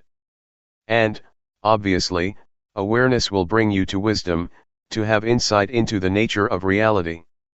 You can see that whatever object we have contact with, there is no real self, no independent or substantial self that we can attach to. This will enable us to see reality as it is, to see how impermanent it is, to see how suffering it is, to see that there is not a self that we can attach ourselves to. Everything will be seen under this framework as being impermanent, suffering, and no self. We see what is subject to impermanence, what is subject to suffering, what is subject to no self. We let it be as it is. We are not attached to it. These are the insights that we can gain from the practice. With the insights I mentioned to you, our lives will not be harmful to either other people or to ourselves, because there will be no base for hatred, greed, or delusion to exist. We know that there is no permanent self for us to attach to, so we will feel free, we will feel independent because we have nothing to be worried about. I can assure you that this practice is the way to the noble path, to a noble being, to a noble life. It will lead to the truth that can be shared by everybody, realized by everybody. It cannot be deceived or distorted because it is already inherent in all of us. There is a saying in Thailand that morality will bring us happiness, a peaceful life, and enlightenment. The morality that I mentioned can be achieved by being mindful, by cultivating mindfulness, and it can be assured by the practice that I suggest and instruct you in. Anyway, what I teach is from experience. What I say now may repeat what I said before. It may not flow vertically or continuously, but it is the experience that comes from my heart and can be shared by anybody who practices. Enlightenment means there is no self to suffer, the self vanishes, so there is no base for suffering to exist. We do not need to act out of desire for enlightenment. We just practice, simply practice, and realization will come to us naturally because we carry out our actions. We make the cause and the outcome will take place independent of our desire. Enlightenment has to take place because we have created its cause. According to the law of causality, once we do this, that will happen whether you like it or not. So, you just practice. Action is called karma. If you do it this way, it will lead to the result which is independent of our desires. It just happens. Enlightenment that is not experienced by us is just convention, just a concept, even if you call it by other names, no suffering or freedom. Anyway, the point is that we just try to reach the state of no self where there is no suffering. If there is self, suffering can happen. If there is no self, suffering cannot be sustained. It is not desire because enlightenment is already in ourselves, hell and heaven are already in ourselves, everything is in ourselves including enlightenment and the path. So it is not something out there to be desired or grasped. You need not think about it. You can realize it if you practice enough. For example, does anger last? No. Have you ever acted out of anger? Yes. When you get angry and you fight back, anger fades away and is replaced by sympathy or guilt. So, you can see that anger has vanished and was transformed into other kinds of emotions. The same also applies to suffering. In fact, it does not last long unless we attach ourselves to it. If we are not attached to suffering, it will dissipate. This can happen if we have insight. Whatever we encounter, we will understand that it is impermanent, unsatisfactory, and no self. We will discard it easily without attaching to it. We let it go like garbage. There are many kinds of garbage: paper, plastic, recyclable or non-recyclable. We throw the garbage out according to its category. The same applies to whatever experiences we have. Once we make contact with any kind of object, we let it go. We discard it according to its nature: this is impermanent, this is suffering, or this is no self. All experiences can be perceived into three characteristics, and we just let them go according to their nature. If we live our lives this way, our lives become holy, pure, clean, and free from defilement. It is as if nothing can make us impure. This holy life will make everyone a monk. Everybody here can be a monk. It is a state of mind, a state of pure holy life. In the Buddha's time, there were many established lay people that could be called monks or a noble one, because they were free from suffering. All teachings of the Buddha are centered on these three: impermanent, unsatisfactory, and no self. In the first sermon of the Buddha, he asked the 5 ascetics who would become the first group of noble beings, "Is there anything permanent?" They replied, "No, everything is impermanent." Buddha asked, "What is impermanent is suffering, isn't it?" They replied, "Yes, what is impermanent is suffering, or the causes of suffering." "So, whatever is subject to suffering is without self, isn't it?" he asked. "Yes," they replied. So, once the 5 ascetics understood that everything is no self, they were enlightened. So, this is the key teaching of the Buddha, the 3 common characteristics. Very few people teach this doctrine. It was fortunate for me that Luangpor Teean taught me about this reality. Cyclic existence is in the present moment, it happens in this life, it is not the bardo or the next life. Our present life is governed by the cyclic existence. Take the smoker for instance. The cyclic existence is composed of 3 factors: defilement, action or conduct, and consequence or result. The smoker has a desire to smoke, and once they smoke there is addiction, and addiction leads to desire to smoke more, and it becomes a cycle: desire, smoke, addiction, desire, smoke, addiction. This is the cyclic existence. This cycle can be broken if the smoker rejects or abandons this habit. No smoke, no addiction, no desire. This finally leads to enlightenment. Once the cycle is broken, nibbana can be realized. Because there is no desire, no action arises. Once there is no action, no desire, and no addiction take place, everything becomes normal, becomes cool. Nibbana is the state of coolness. June 10, 1997. Seeing the mind. We are now following in the footsteps of the Buddha. What we are doing now is practicing what the Buddha instructed us in, that is training ourselves to be aware of body, feeling, thoughts, and mind objects. But we should learn how to do it properly, otherwise we may suffer because of the feelings, thoughts, or mind objects that arise. Our practice may be delayed or obstructed by a lot of things, such as thoughts. In fact, what we should do is just be aware of them, but sometimes we act upon them, and thus another kind of thoughts arises. It is a kind of dual or two layers of thoughts, we act upon creating more thoughts. It is not the primary thoughts that create suffering for us, but the secondary thoughts. This reaction or response to thoughts makes us unhappy and will delay our practice. So, please avoid reacting to thoughts, just be aware of them, and then let them go. In Thai, meditation practice is called Hapathibat. Hapatha means to return. What we are doing now is returning, bringing our minds back home. We tend to be driven by emotions, thoughts, feelings, and elemental conditions. They drive our minds away from home. So, we have to bring our minds back home.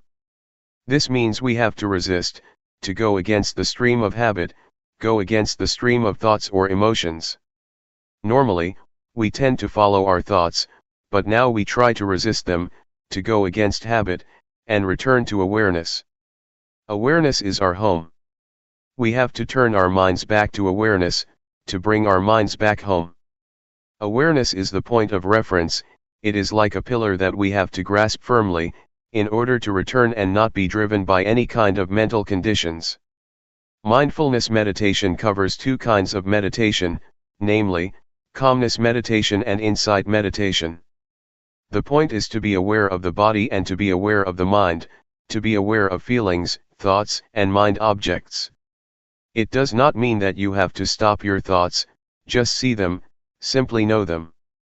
When you think or when thoughts arise, just be aware of them, whenever thoughts arise, just be aware of them, no matter how often they arise. It does not matter if you have a lot of thoughts, but the point is that once one arises you are aware of it. If you have 100 thoughts, you should be aware of all 100 of them. It is not how rarely or how frequently you think, but how often you can be aware. This is what we call self-awareness, to be aware of our own thoughts. This is what Luangpor Teean emphasized. Do not be worried if you have a lot of thoughts. What you should do is be aware of whatever or whenever thoughts arise, that is all. That is the practice.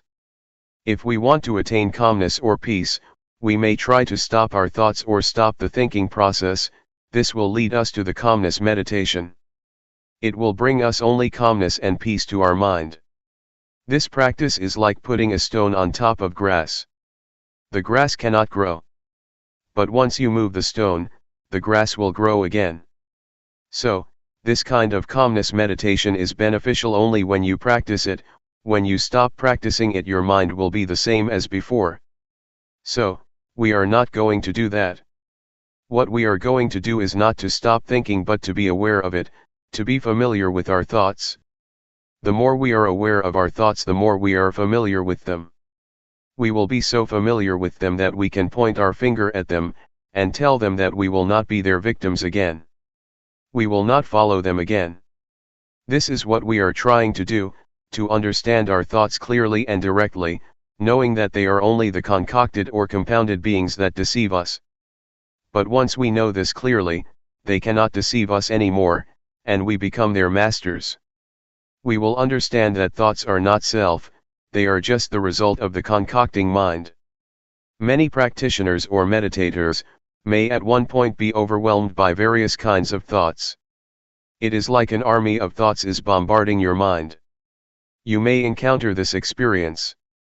You may feel bad, but if you keep being aware of whatever thoughts that arise, at a certain point you will suddenly become face to face with the thought.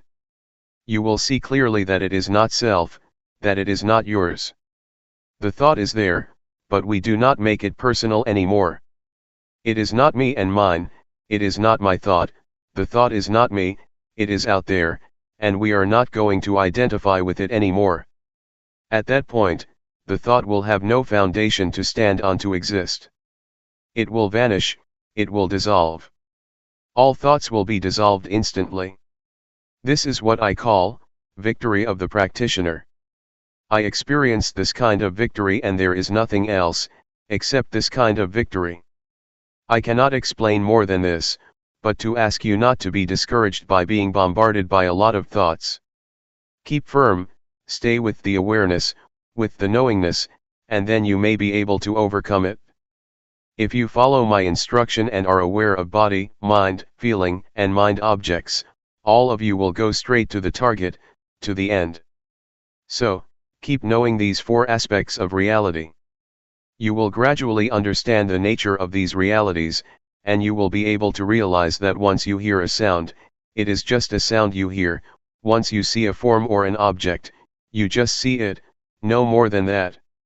So, the body, feeling, mind, or mind objects will not be able to trap you.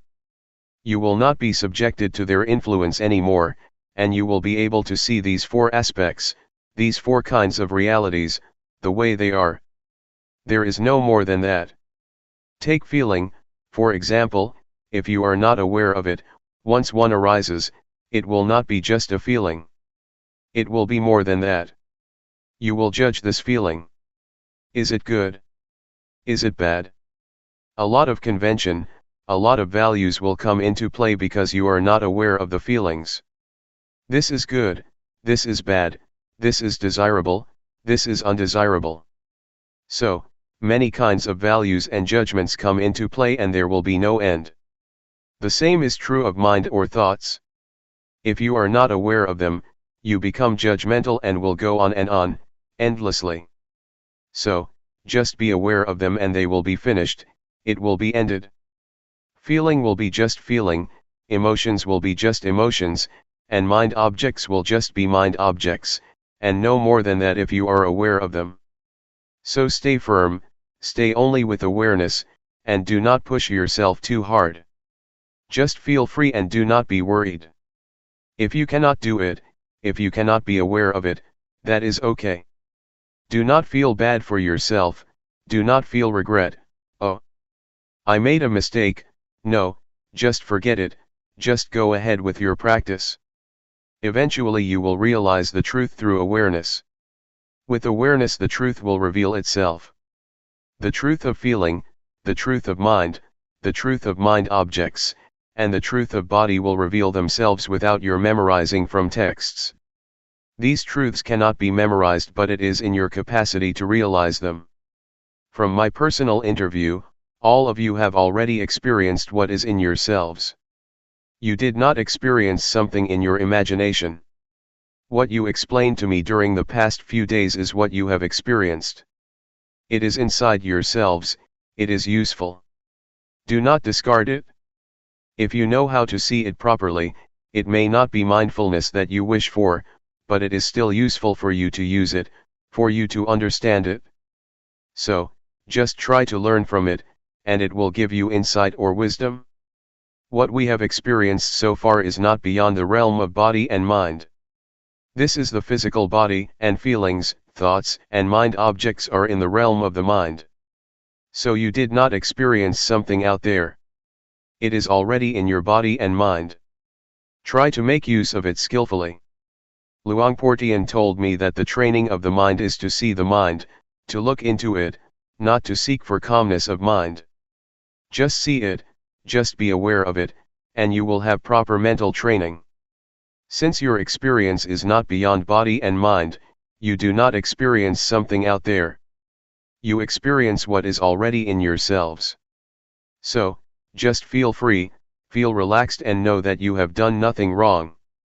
But if you see the image of hell or heaven out there, if you smell odor out there, if you see a vision of angels or a deity out there, you are traversing the wrong path. Please come back. Just try to see, be aware of what is already in your body and mind. That is all. Do not look beyond that. What you have already done may be called meditation, observing the precepts, or earning merit. The meditation you practiced has already covered what I just mentioned. When you practice meditation here, your mind becomes normal, that is sila, or morality. It means normal, normal in conduct, normal in deeds. If you feel calm and peaceful, that is wholesomeness, or husala. If you know how to be free from your thoughts, that is wisdom. Even if you suffer because of them, as long as you learn from them, you have gained wisdom. It is knowledge. It is not necessarily negative. When you practice, you do not do anything harmful to yourself nor to anybody, which means you have already kept the precepts, observed morality. So, morality, concentration, wisdom, wholesomeness or merit, have already been developed from your practice. Please learn how to transform undesirable thoughts, and whatever suffering you may experience. Do not let thoughts make you suffer. Try to adjust your mind, try to change it to be wholesome and happy. You have to learn by yourself to solve your own problems, and if you keep solving your problems, you will have what we call wisdom. You will learn that you are your own master, you will know that your own self is your refuge, and this is the ultimate truth that everybody should understand. There is no refuge other than oneself. Any questions? Question: whenever there is a thought, you suffer because you develop more thoughts. Thoughts that stem from intentional thoughts are okay, I think. For example, if during the practice, you have a thought and know that you cannot improve yourself based on it, then you come up with something of how you want to improve it. Answer: yes, if it is a skillful thought, it will lead to wisdom. We should learn from thoughts without suppressing them, that is what we call wisdom or insight. Wisdom can be obtained when body and mind are free of disturbance. Now, we are already here, and our bodies are far away from annoyance or disturbance. If our minds still think about this and that all the time, about sensual pleasure, about sensual happiness, the Buddha compared this situation to a log that is on the shore but is still wet. You cannot make fire with this wood. But if you are here, your body is in a place of solitude, and your mind is also calm and not engaged in sensual pleasure or distraction, you are like wood that has already dried and can be lit. This means that one will be able to be liberated because body and mind go together. The person who does not practice will keep thinking about the experiences of the past. But if we practice, our minds will be in order, they will keep knowing the present moment. And this mental attitude of knowing oneself, or knowing one's thoughts, will give the wisdom that the mind itself reveals, the truth that is manifested in mind. So, such practice will give rise to the wisdom that the Buddha suggested and praised. We are able to develop or attain a state of wholesomeness in the same manner that the Buddha did. We are able to abandon the unwholesomeness and the suffering that the Buddha was able to. What the Buddha attained is not something beyond our capacity. We can also achieve his compassion, his wisdom, and his purity. So, do not think that the Buddha's qualities are something out there. It is already in our capacity to develop them if we practice constantly. If we practice hard enough, his compassion, his wisdom, and his purity will be shared by us. Mindfulness meditation leads everybody to the same goal, just like Route 301 led everybody here. Anybody who practices mindfulness meditation will realize the same thing, the same wisdom. It does not mean that the Buddha knows one way, and the noble beings know something different. They know the same thing because they use the same road. Mindfulness meditation is the most important road to liberation. What we have practiced now is not a waste of time. Even though you have not attained wisdom yet, what you have done will produce results. You are going to create a karma, or conduct, that produces results. For example, when you raise your hand you become aware of it, such awareness will not vanish. It will accumulate and it will enable you to attain something. So, keep practicing even if you do not gain insight during this 7-day retreat. That is okay, just never mind. Please continue your practice after the retreat, and it will certainly produce results. Question: could anyone reach liberation during this lifetime? Does it depend on the amount of effort you put in the practice? Is it hindered by the sankhara that you have accumulated? Answer: yes. It is possible for a person to achieve liberation, if one practices the Dhamma or the teaching that the Buddha suggested. That is to develop or train in a higher morality, in higher concentration, and in higher wisdom. We are capable of reaching that point. It is not necessarily obstructed or hindered by past actions. If we practice in the present life, we are able to liberate ourselves. I would like to ask you, is there tomorrow? The teaching of the Buddha is full of marvelous characteristics. It is what the Buddha practiced by himself, and it is beyond time. It can produce results beyond the limitations of time. It is what one can realize by oneself, and it can be achieved by anybody with no limitation, and only the practitioner will realize it. You cannot practice it for other people. This is what the Buddha said. There is tomorrow, but we do not know what the chances are for tomorrow, and we cannot do anything about tomorrow. What we can do is today. The past, or yesterday, is already gone and we cannot do anything for the past.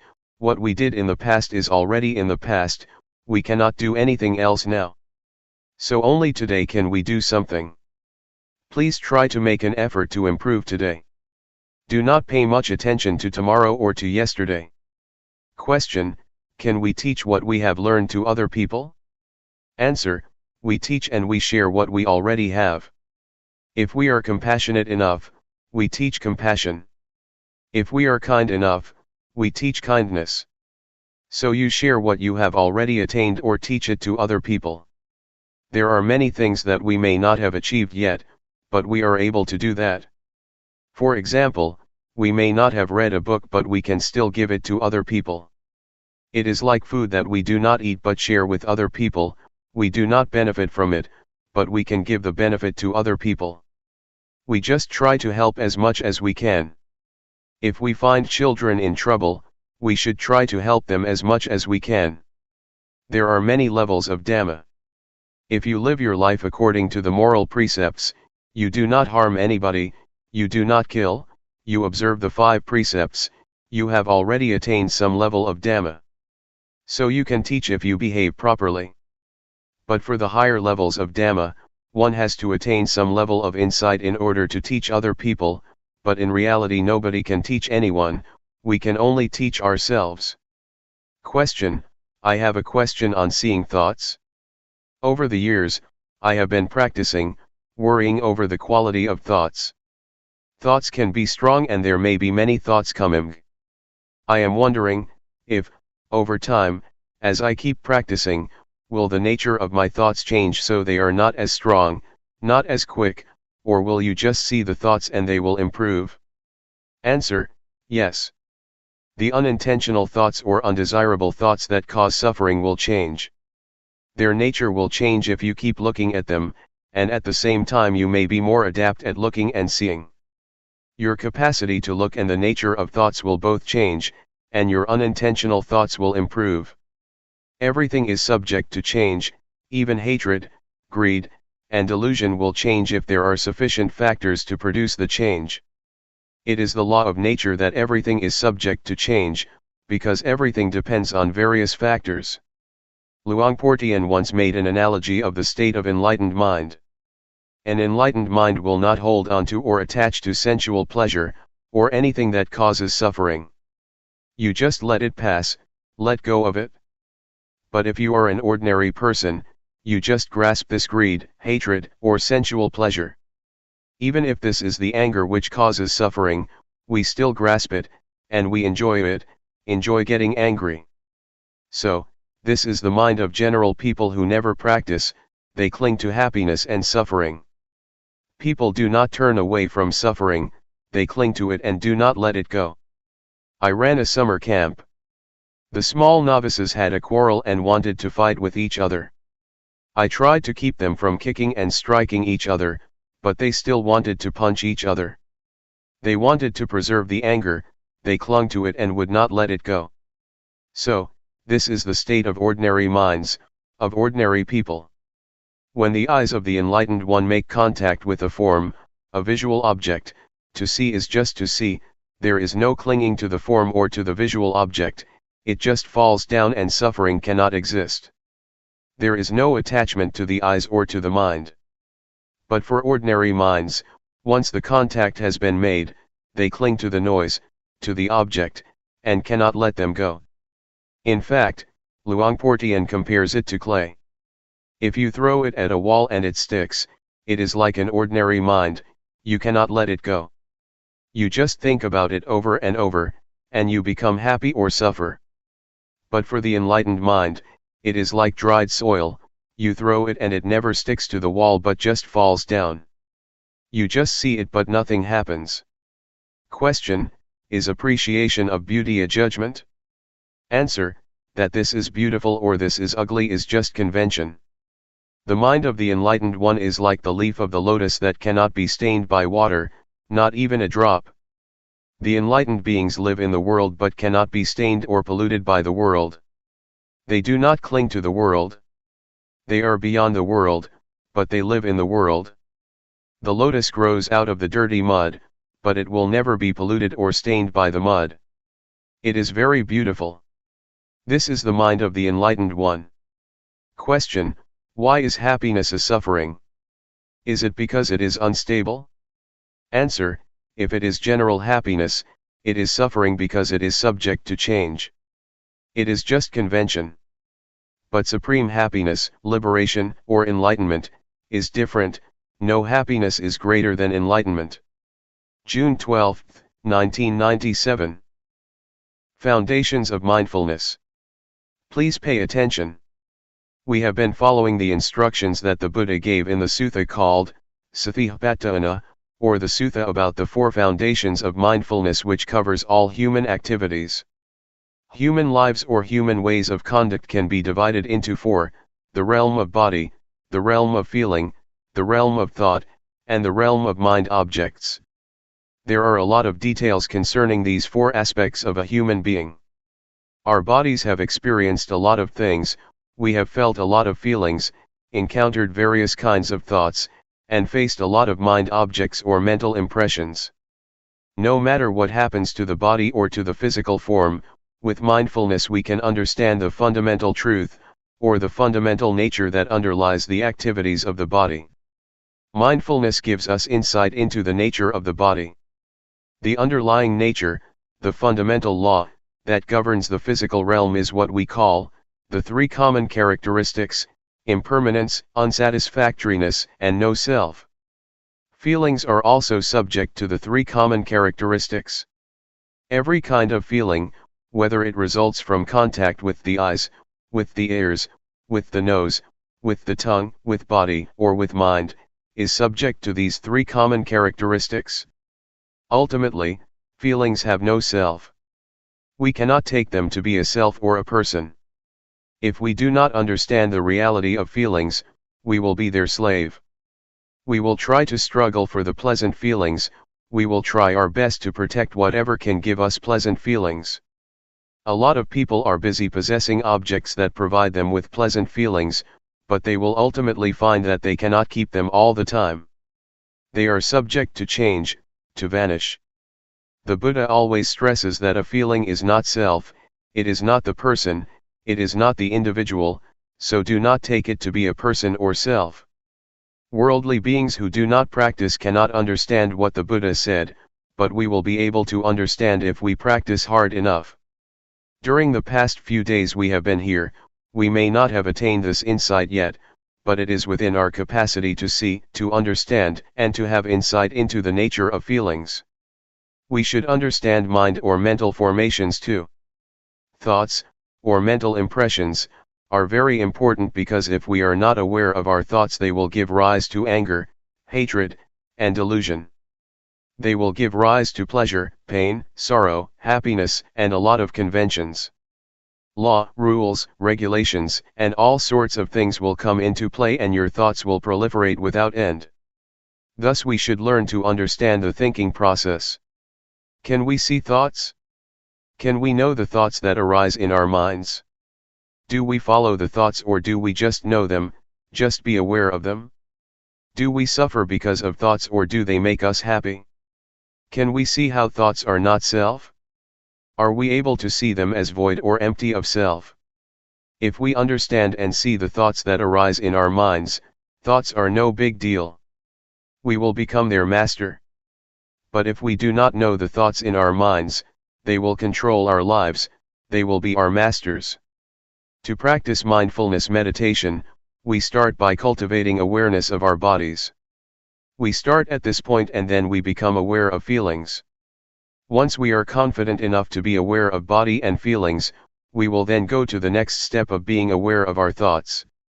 We cannot jump directly to awareness of our thoughts, because we need to be skillful enough or it will cause us trouble.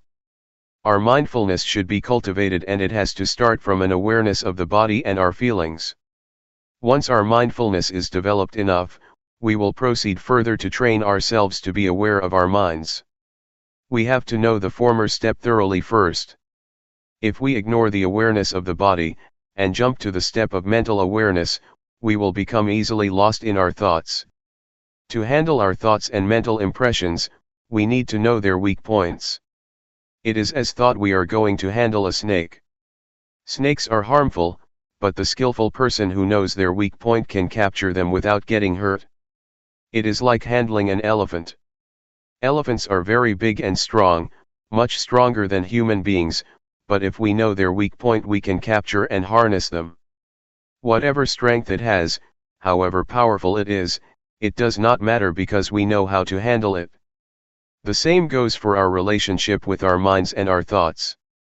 We have to know the weak point of our thoughts, then we will understand and will be able to handle them. We should know what their source is and how they are conditioned. With this knowledge, thoughts will not be harmful anymore. Keep knowing your body and mind. Stay only with the knowing, and do not do other than this. Stay firmly with knowing, and knowingness will bring about a change to your mind. We need not do anything to the mind or even the thoughts, but just pay attention to our awareness, the knowingness. Luangpor Teean compared unintentional thoughts to a rat and mindfulness to a cat.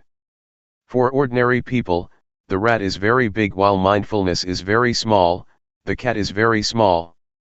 If you want the cat to get rid of the rat, you have to feed the cat properly, so that it will grow bigger and bigger until it can catch the rat.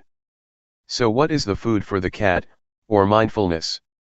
We have to feed mindfulness with endurance, with diligence, and with constant effort to cultivate our mindfulness. They will develop our mindfulness, and mindfulness will do its duty on its own, handling, replacing, or removing the thoughts from our minds. We do not need to do anything with the thoughts. Just allow your mindfulness to grow and mindfulness will do its job. So, try to be firm on this principle. Does it sound difficult? Now let's talk about the fourth category, mind objects. There are two kinds of mind objects.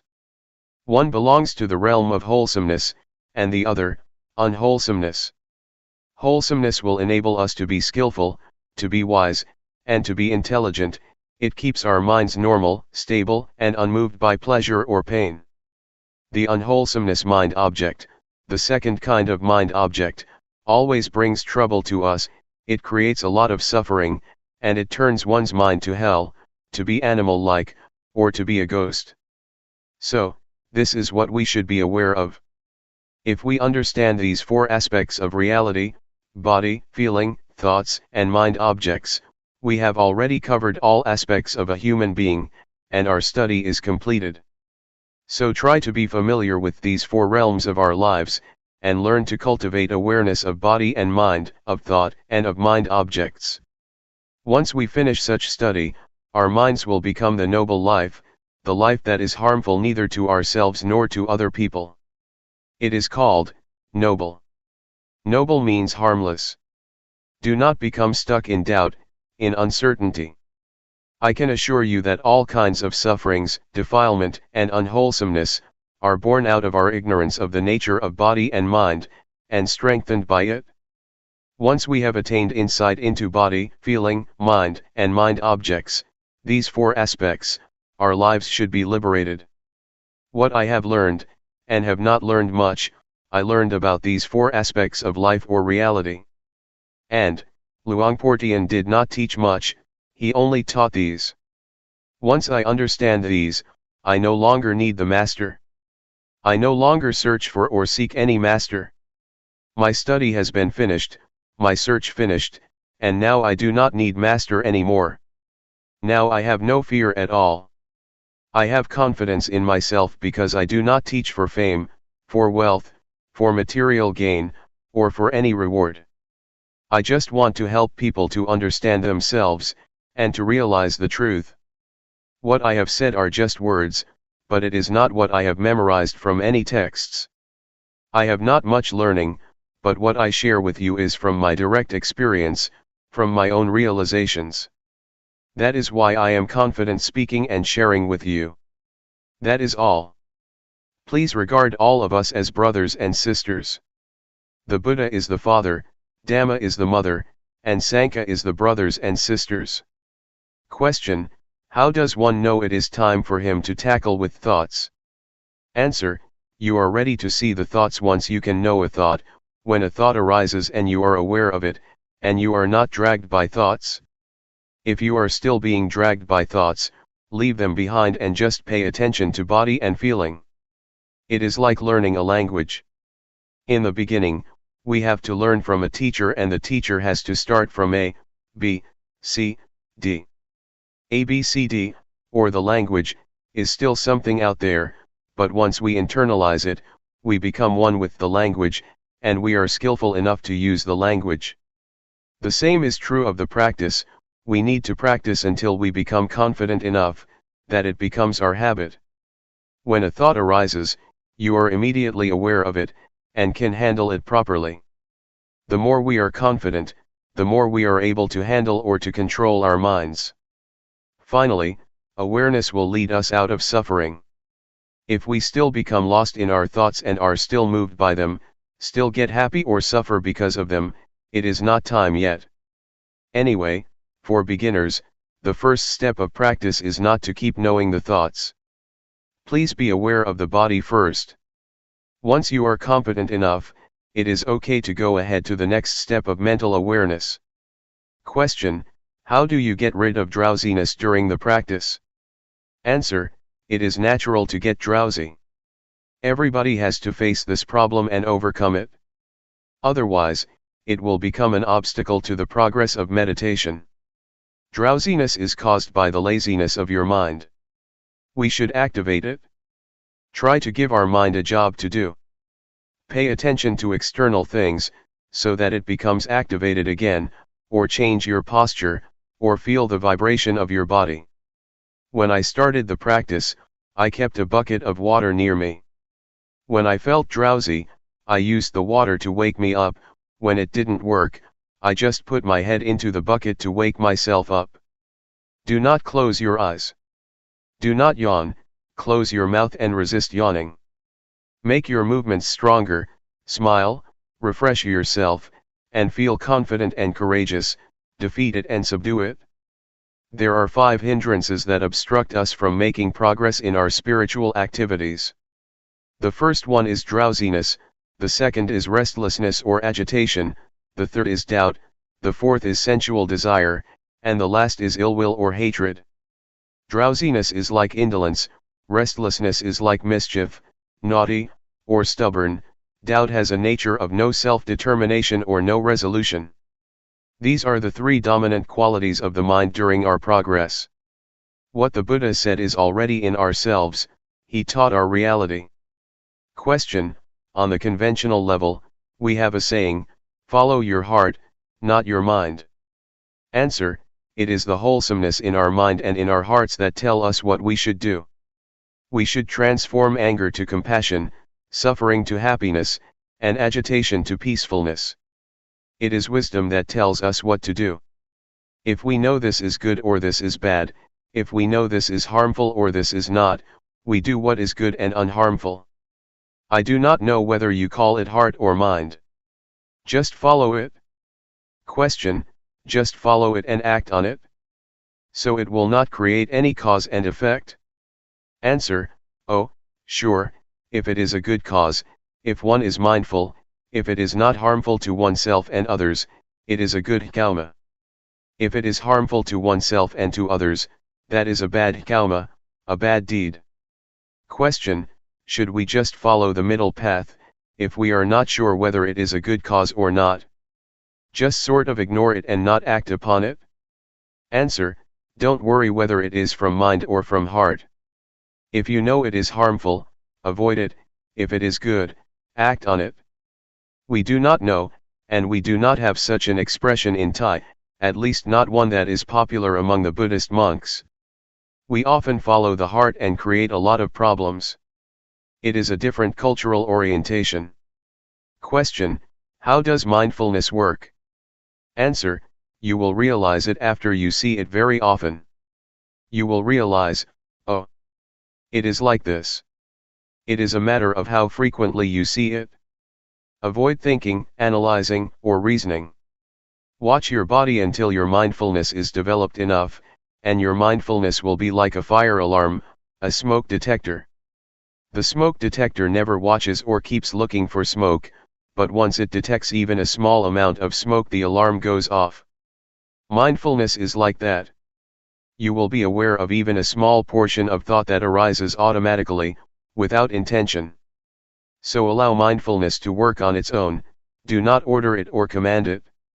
Mindfulness works like that. Question: can you comment on psychic power, miracle, or New Age? Answer: if it happens and you become attached to it, there is the problem, but if you just see it and let it go, or if you are just aware of it, that is good. But normally people are attached to it. They want something special, but psychic power is not the real miracle. The real miracle, according to the Buddha, is the ability to be aware. When you sit and know that you are sitting, that is the supreme miracle according to the Buddha. Psychic power is the result of concentration, not awareness. If you have strong concentration, then your mind becomes powerful. Monks or people who practice mindfulness meditation seldom attain this power, but it is a shortcut to enlightenment, because you are unlikely to be distracted by psychic power, so you go ahead. Otherwise, you see flowers, you see shopping centers, you make visits, and then progress is delayed, but the delay is enjoyable. As for New Age, do not pay attention to things out there. They are just technology. If you enjoy technology, such as computers, it may seem like progress to you and you may enjoy spending whole day with the computer. You are better in terms of power over technology, but you are not any wiser than other people. Technomania, the same mentality for those who are interested in psychic power in Buddhism, leads to suffering. June 13, 1997. Lifetime practice. We have already studied the sacred Buddhist texts, especially the text on the four foundations of mindfulness. We practice through our experience, which is in reality the sacred text that is already in ourselves. With our practice, we have investigated into the text which is the experience in ourselves. We have investigated or trained ourselves to be aware of body, feeling, mind, or thoughts, and mind objects, the key points in this sacred Buddhist text. How can we see them? We see these four phenomena through mindfulness. With mindfulness, we are able to understand the reality of these four aspects.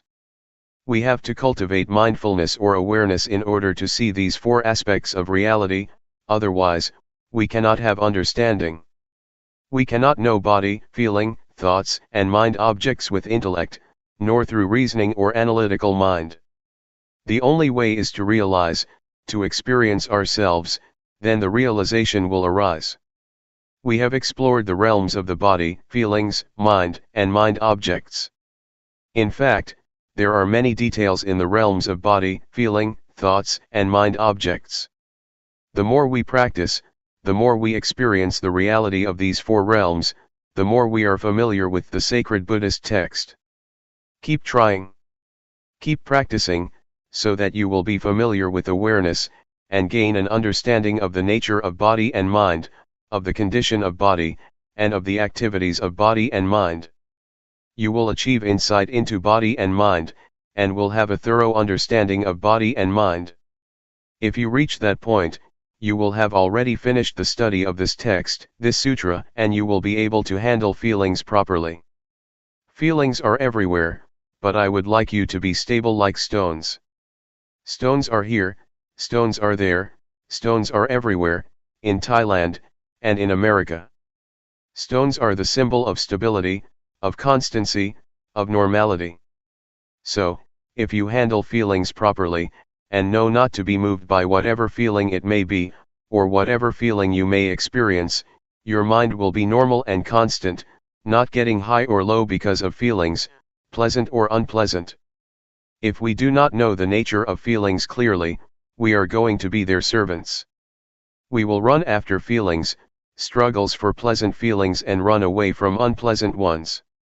Feelings, especially pleasant feelings, can lead to war. They bring a lot of consequences. Our lives will be dependent on pursuing pleasant feelings. That is why suffering arises. So, please understand feelings properly. Everyone has body and mind, and we have to stay with body and mind. We also all share the same feelings and mental impressions. They are present in all of us. If we understand body, mind, feelings, mental impressions, and mind objects, we will understand each other. We will realize that everybody is one, the same. So this sacred text can be applied universally. The Buddha has already laid out the formula to understand human beings, to understand ourselves. So, please try to learn this sutra, this text, through our practice in cultivating awareness and mindfulness. If we know this reality thoroughly, completely, our search for the meaning of life is complete. We have already graduated. There will be no need to study anymore. We get high or low, depressed or happy, feel pleasure or pain. We are up and down because of feelings or emotions, because we take them to be substantial, to be a person. We make them personal because we do not understand the real nature of these mental impressions. Somebody may feel, during the practice, that they are tired. But if you understand mental impressions clearly, you would rather say, tiredness is present in me, not, I am tired. We do not take tiredness to be ourselves or to be a person. So please develop an observer in your mind, within yourself. Just see the feeling, acknowledge it, notice it, don't identify with it, and you will learn how to be free of it. So, keep looking into yourself, keep observing, keep seeing, and you will be free, will see, will understand its real nature. If you see it frequently, the truth of body and mind will reveal itself for us to see. Actually, the truth reveals itself at every moment, but since we do not know how to see it, we miss it. There are a lot of consequences of not understanding the truth of body and mind. Defilement, anger, hatred, delusion, selfishness, and suffering, are all results of our inability to see body and mind properly. So, it is very important to learn seeing body and mind, to be aware of body and mind. Thought, or the thinking process, influences our speech and our conduct. Thus produces a lot of consequences and affect people in various ways, from one person to another, forming chain reactions. So, simply put, thoughts can produce a lot of consequences. But if we see the thoughts and understand their nature, they will not have as much influence or consequences. Unintentional thoughts cannot last if you see them. If you are aware of them, they are not substantial. Once we are aware of them, they just fade away, so do not think they are substantial. Just be aware of them. They cannot produce consequences. A thought has no end, it is always concocting reality. If we do not know the way of the thought, it will start another one and another, without end. There is a story of a dog in a monastery. Sitting under the staircase, the dog saw a monk returning from the alms round with food. It thought the monk very lucky because he could get food easily. After finishing his breakfast, the monk gave the leftovers to the dog. The dog had the idea that being a dog is even better, it can have food easily without having to go through the village. But after a while, a monastery boy beat the dog and the dog changed its mind. I would like to be the boy because he can beat the dog, he is superior to the dog. After the boy went to sleep, a fly buzzed over him, and the boy made a fuss trying to get rid of the fly without success. So, the dog thought being a fly would be better because he could disturb the boy, and the boy would not be able to get rid of it. A while later, though, the fly flew to the dog's mouth, so the dog just stretched his tongue out and caught the fly. He finally realized that to be a dog is better because he could overcome the fly. This is the concocting mind, the power of compounded thinking without end. We change our minds all the time. In a thought itself, there is truth, the truth of the thought, the cause of suffering as well as the cause of happiness, the truth of the way, the suffering and the way out of suffering, the truth of attachment and the truth of detachment. Thought is not a self, it is subject to condition. You have to understand that thoughts are created by conditional factors. They cannot exist alone. So we have to understand the conditions that produce the thoughts. All kinds of truths about suffering and the cessation of suffering can be learned, can be known within the truth itself. Truth is not a self. It is a condition. You have to understand. The Buddha said to Sariputta, that things and existence are produced by causes. They are governed by the law of causality. If you want to extinguish this, you have to get rid of that, because that is the cause of this. This is the law of causality, the law of dependent origination. So, if thoughts are subject to this law, they have causes and sources. If we want to get rid of an undesirable thought, we need not suppress it or eliminate it, but we should trace it back to where it came from, and then deal with it. Buddha achieved victory because he knew how to deal with the cause of suffering. So, to understand the underlying cause of thoughts, we need to develop awareness. Our awareness should be totally developed, full awareness. The way that the Buddha mentioned in many sermons, including the first sermon, was formalized and laid out in the text of the Four Foundations of Mindfulness. The way that he mentioned is important. If you follow that way, you will learn how to realize the truth properly. The nature of all existence is subject to impermanence, unsatisfactoriness, and no self. If you do not understand this, you will get high in pleasant feelings, and get low in unpleasant feelings. Life cannot always be pleasant, you will sometimes suffer. Our minds are moved up and down. But if we know all objects, all feelings, and do not take them to be substantial, do not identify ourselves with them, they can neither harm us nor disturb our minds. This is what I would like to stress. The retreat is not over as long as we have breath or are alive. We need to practice as long as body and mind exist with us. As long as we still have feelings and emotions, we need to continue our practice. To give you an idea that we are not alone, anything happens to us, noise, voice, people, sight and sound, taste and smell, from surroundings, have involved our lives. We have to learn to deal with all sorts of things properly, so that we will not suffer. June 14, 1997. Buddhist meditation in a nutshell. I would like to talk about the problems of meditation. They are problems that we all share: drowsiness, pain, tiredness, and exhaustion. These problems are quite normal for the practitioner. We have all experienced the same kind of problems. The only duty we have is to be mindful in every moment and in every situation. Whether you are drowsy, tired, or feel pain, try to be mindful in that situation, meaning you are not disturbed by these problems. Do not regard them as obstacles, but take them as experiences that enrich your practice. Because skillful practitioners have to learn how to deal with various kinds of experiences. Do not try to find answers in the intellect or in your brain, or try to investigate into the thoughts, or make reasons for what you have experienced. Just feel. Just stay aware. The practice of awareness will bring you insight or wisdom. It is the wisdom that is not the result of intellect or rationalization, but of repeated practice.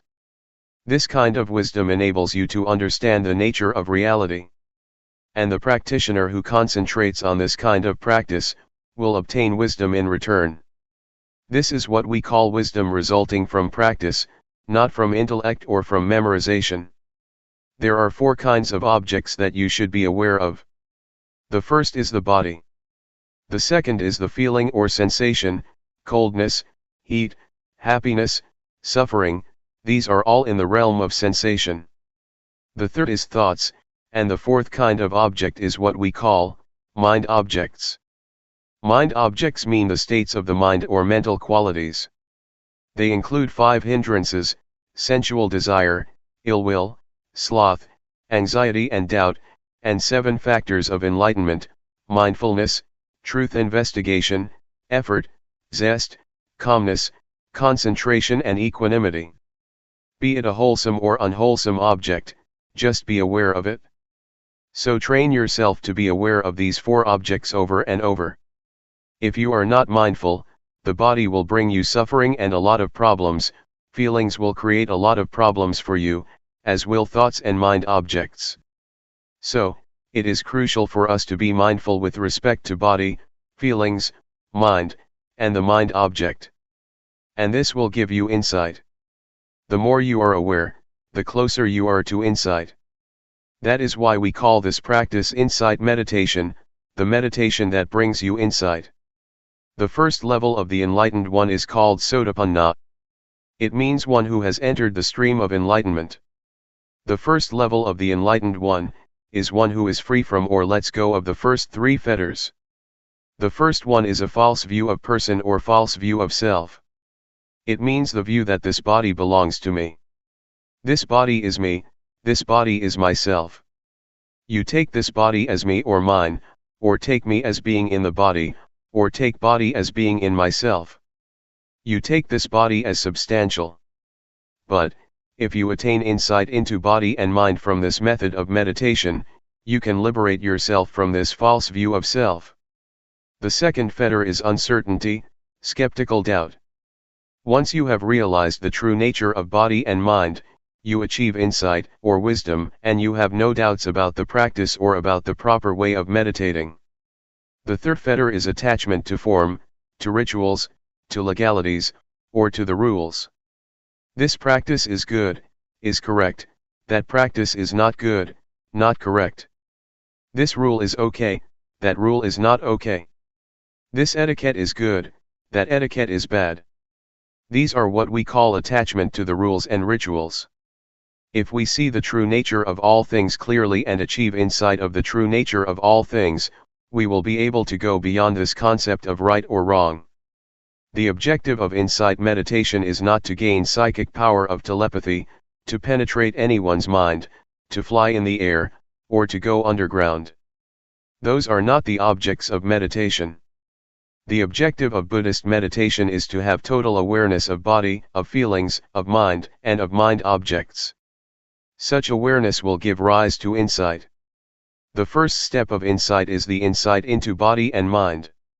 With this insight you know without doubt what body is, what mind is, what the nature of body is, what the nature of mind is, what the disease of body is, what the disease of mind is, what causes suffering to the body, what causes suffering to the mind.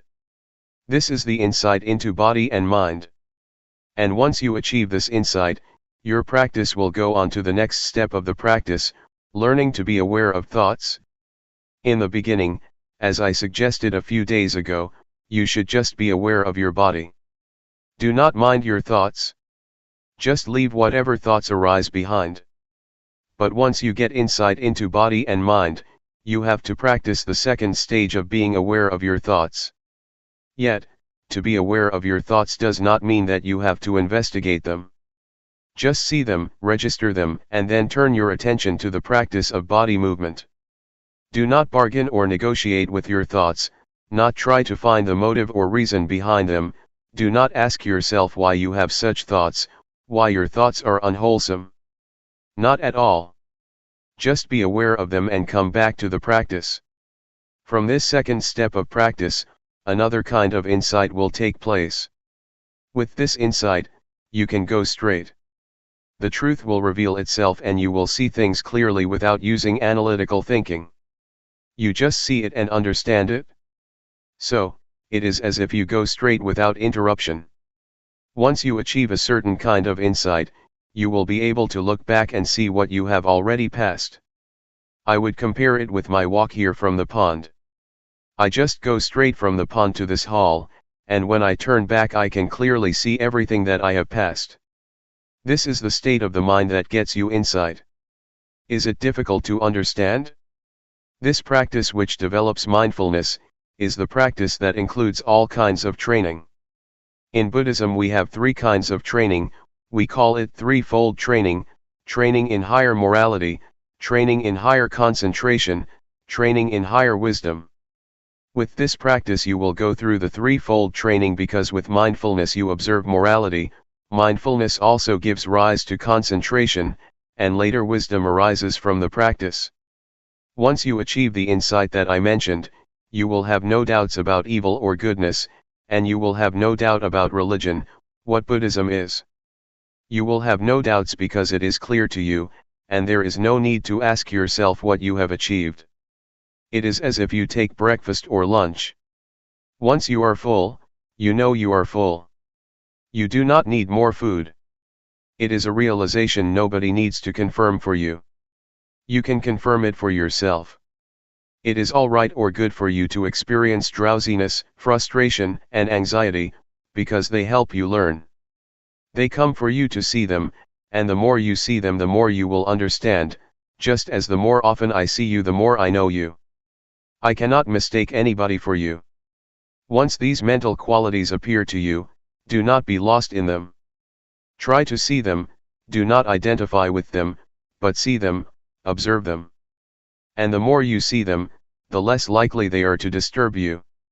They will gradually fade away. July 8, 1997. Insight Meditation. It's time to give a talk to complement your practice. We are practicing meditation to develop mindfulness, according to the system that the Buddha developed. This system of practice was not invented by Luangpor Teean or by anybody else, but was developed thousands of years ago by the Buddha. It is called insight meditation or Vipassana meditation. It is different from the calmness meditation, that was developed even before the time of the Buddha. The primary aim is to develop insight through mindfulness. The mindfulness that we experience or have already developed, is the same mindfulness that the Buddha experienced. And the body that we are going to be aware of, is not different from the one that the Buddha used as an object of meditation.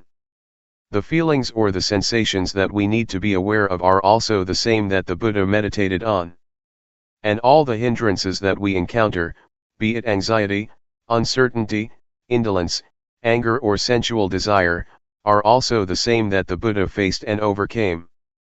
So, what we do is not far from what the Buddha did or experienced. There are two objects that we have to be aware of, body and mind. That which moves is body. The hand's movement is the body's movement. That which receives sense impressions or that which think is the mind. The primary objective is to enable us to be aware of the body in the beginning. This practice enables us to be aware of every moment, every movement we make, either in our daily lives or in the formal practice as we are doing now. Sometimes we take this body as mine. We take our thoughts to be my thoughts, to be myself, or to belong to myself. These are misperceptions, or false views. We should take the body as body, mind as the mind, and nothing beyond that. The body follows the laws of nature. It has its own nature. The body is also subject to change. It has feelings. Do not take feelings or physical sensations as self or as substantial. They are just the condition of the body, just the feeling of the body. The same applies to the mind. There are many kinds of mental states: anger, drowsiness, anxiety, happiness, suffering, etc. These are not the real nature of the mind. They are just the activities of the mind or the conditions of the mind. The nature of the mind itself is peaceful and radiant. Again, do not take the negative emotions as the nature of mind. They are just the conditions of the mind. Please differentiate between these two aspects, nature and conditions or activities. If you have this understanding, the understanding of the nature and conditions of body and mind, you have already achieved insight into the reality of body and mind. When we develop mindfulness, it enables us to see and to be aware of body as body, feeling as feeling, mind as mind, and do not take them to be selves, to be ourselves, to be me, or to be mine. When anger, anxiety, or suffering arises, please see them as they really are. Recognize that suffering is present in me, but I am not suffering. Anger is present in me, but I am not angry. Drowsiness arises in me, but I am not drowsy. Try to see or to be aware like this. Do not take any emotion as yourself or belonging to you. Just take it or see it as it is. That is the proper attitude to have. When you practice mindfulness to a certain point, you will have this insight into body and mind, and the truth of body and mind will reveal itself. What is the nature of body? What is the nature of mind? What is the suffering of body? What is the suffering of mind? What is the cause of physical suffering? What is the cause of mental suffering?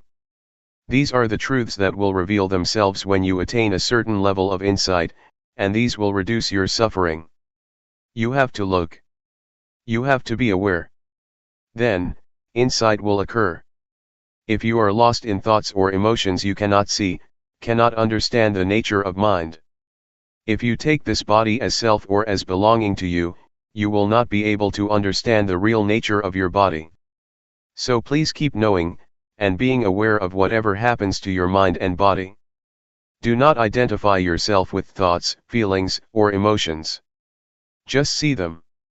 When you are aware, you will realize that the mind is impermanent, it is subject to suffering and it is not self. The same goes for the body. The body is impermanent, it is subject to suffering and it is not self.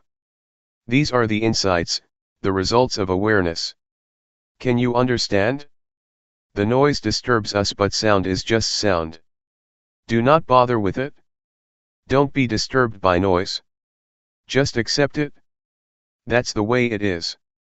Do not let it have an effect on you. The state of awareness is very important. It is the path. It is the fundamental of holy life. It is the whole of the training. In Buddhism we have three aspects of training, or threefold training: training in higher morality, sila; training in higher concentration, samadhi; training in higher wisdom, panya. If you practice mindfulness, you have already undergone this threefold training. Awareness enables you to be free from thoughts, free from mental states. It enables you to let go of these elements. And if you achieve the full awareness, you will be free from birth, aging, sickness, and death. You will no longer be disturbed by them. Mindfulness is the instrument to get rid of attachment, to let go of attachment, attachment to body or form, attachment to feelings, attachment to perceptions, attachment to mental volition, or attachment to consciousness. These 5 kinds of attachment, or attachment of 5 aggregates, will be dissolved by the power of awareness. The Buddha once said that attachment to the 5 aggregates, form, feeling, perception, mental volition, and consciousness, is suffering. It is the cause of suffering. So if you are able to let go of the attachment to the 5 aggregates, suffering cannot exist. That's why the Buddha calls it the supreme victory, the victory of letting go of these attachments. For this to be possible, you need to have full awareness, total mindfulness, which will enable you to see the way things really are, and to understand the nature and the conditions of things. The nature of things is impermanent, unsatisfactory, and no self. The conditions of things are subject to change. Pleasant, unpleasant, agreeable, disagreeable, content or discontent, these are the conditions of things that keep changing. They are not reality. What I told you is the truth, the Dhamma, it is not a fiction or an invention. And this state of insight is not beyond your reach. It is in your capacity to attain the truth, to realize the truth. Keep practicing. Develop awareness as much as possible. Do not waste your time on thoughts or on the thinking process. Just practice. Do not dwell on your thoughts. That's all for today. July 9, 1997. A handful of Buddhism. We are learning to practice meditation. The purpose of meditation is to develop awareness and mindfulness. The more we exercise awareness, the more we develop it. It will become present in our bodies, and our minds will become familiar with our bodies because of mindfulness. Try to make your mind familiar with your body, so that it will be with your body. People are differentiated by their actions, karma. Karma is the determining factor that differentiates all of us. If we practice mindfulness, it is the action that can determine our lives and have an effect on us. Keep practicing mindfulness. If we practice enough and properly, it already includes the training in higher morality, the training in higher concentration, and the training in higher wisdom, or what we call, the threefold training. There are many things that keep us from being aware, and keep us from knowing. There are sensations, or feelings. If we are caught up in feelings, our mind is turned from ourselves or from the body, and we do not experience awareness. Unintentional thoughts also keep us from being aware. Be they good thoughts or bad thoughts, if we are distracted by them, awareness disappears and we cannot create the desirable karma of practicing awareness. So try to turn your mind away from those feelings and thoughts. Do not become distracted or disturbed by them. If you become aware and keep knowing your body, you will realize later that the unintentional thoughts are like the garbage. They are undesirable and we are no longer tempted by them as before. We do not refuse or reject feelings or thoughts, but we are not to be caught up in any of them. Mindfulness enables us to be aware of these feelings and thoughts, and mindfulness enables us to bring the mind back to the body's movement. We keep knowing, keep being aware, and keep returning our attention to our bodies, rather than being lost in our feelings, emotions, or thoughts. These will give rise to insight. We will see clearly that the unintentional thoughts are garbage that cannot trick us anymore. Formerly we may have enjoyed thinking the thoughts, falling into them, getting caught up in them. But once we see them as garbage, we feel ashamed of ourselves, and we no longer want to bother with them. This is the insight that you can achieve from thoughts themselves. They give you this lesson. When thoughts arise, just be aware of them. And I myself, as I told you yesterday, have been caught up in thoughts for many years, never aware of how they determined my life.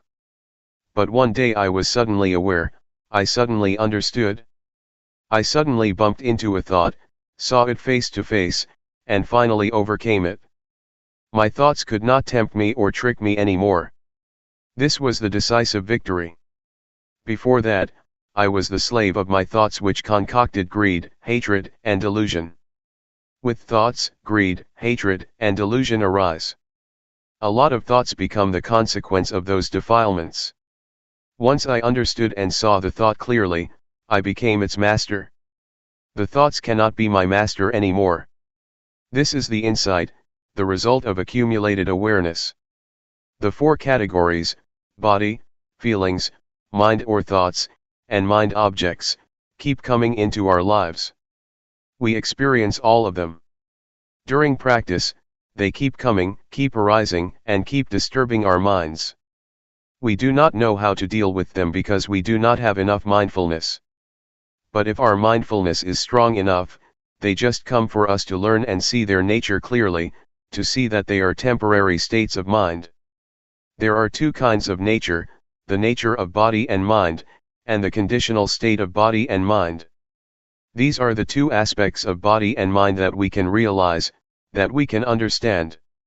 Later we can see where thoughts come from. Where are they? What is their source or origin? What is their stronghold? We can know it all. We will also be able to know the three characteristics, impermanence, unsatisfactoriness, and no self. We will know what they are, and we see everything in terms of them. This insight is possible because of the mindfulness that we keep developing. Everything that we experience can be put into two realms, body and mind. It is all related to these two realms, body and mind, and no more than that. When we are aware of the body and mind, we can see the two aspects that I mentioned earlier, the true nature of body and mind, and the conditional or the temporary state of body and mind. For example, feelings, whatever they are, heat or cold, pleasure or pain, happiness or suffering, these are not the true nature of body and mind. They are just the temporary states or conditions that keep changing. This reality or insight will reveal itself. These are the insights that keep coming to the mind. Be attentive to your practice. Do not bother with the practice of other people, looking to see how they practice, or how long they practice, or how well they practice. Don't worry about whether you yourself are practicing rightly or wrongly. Just keep knowing.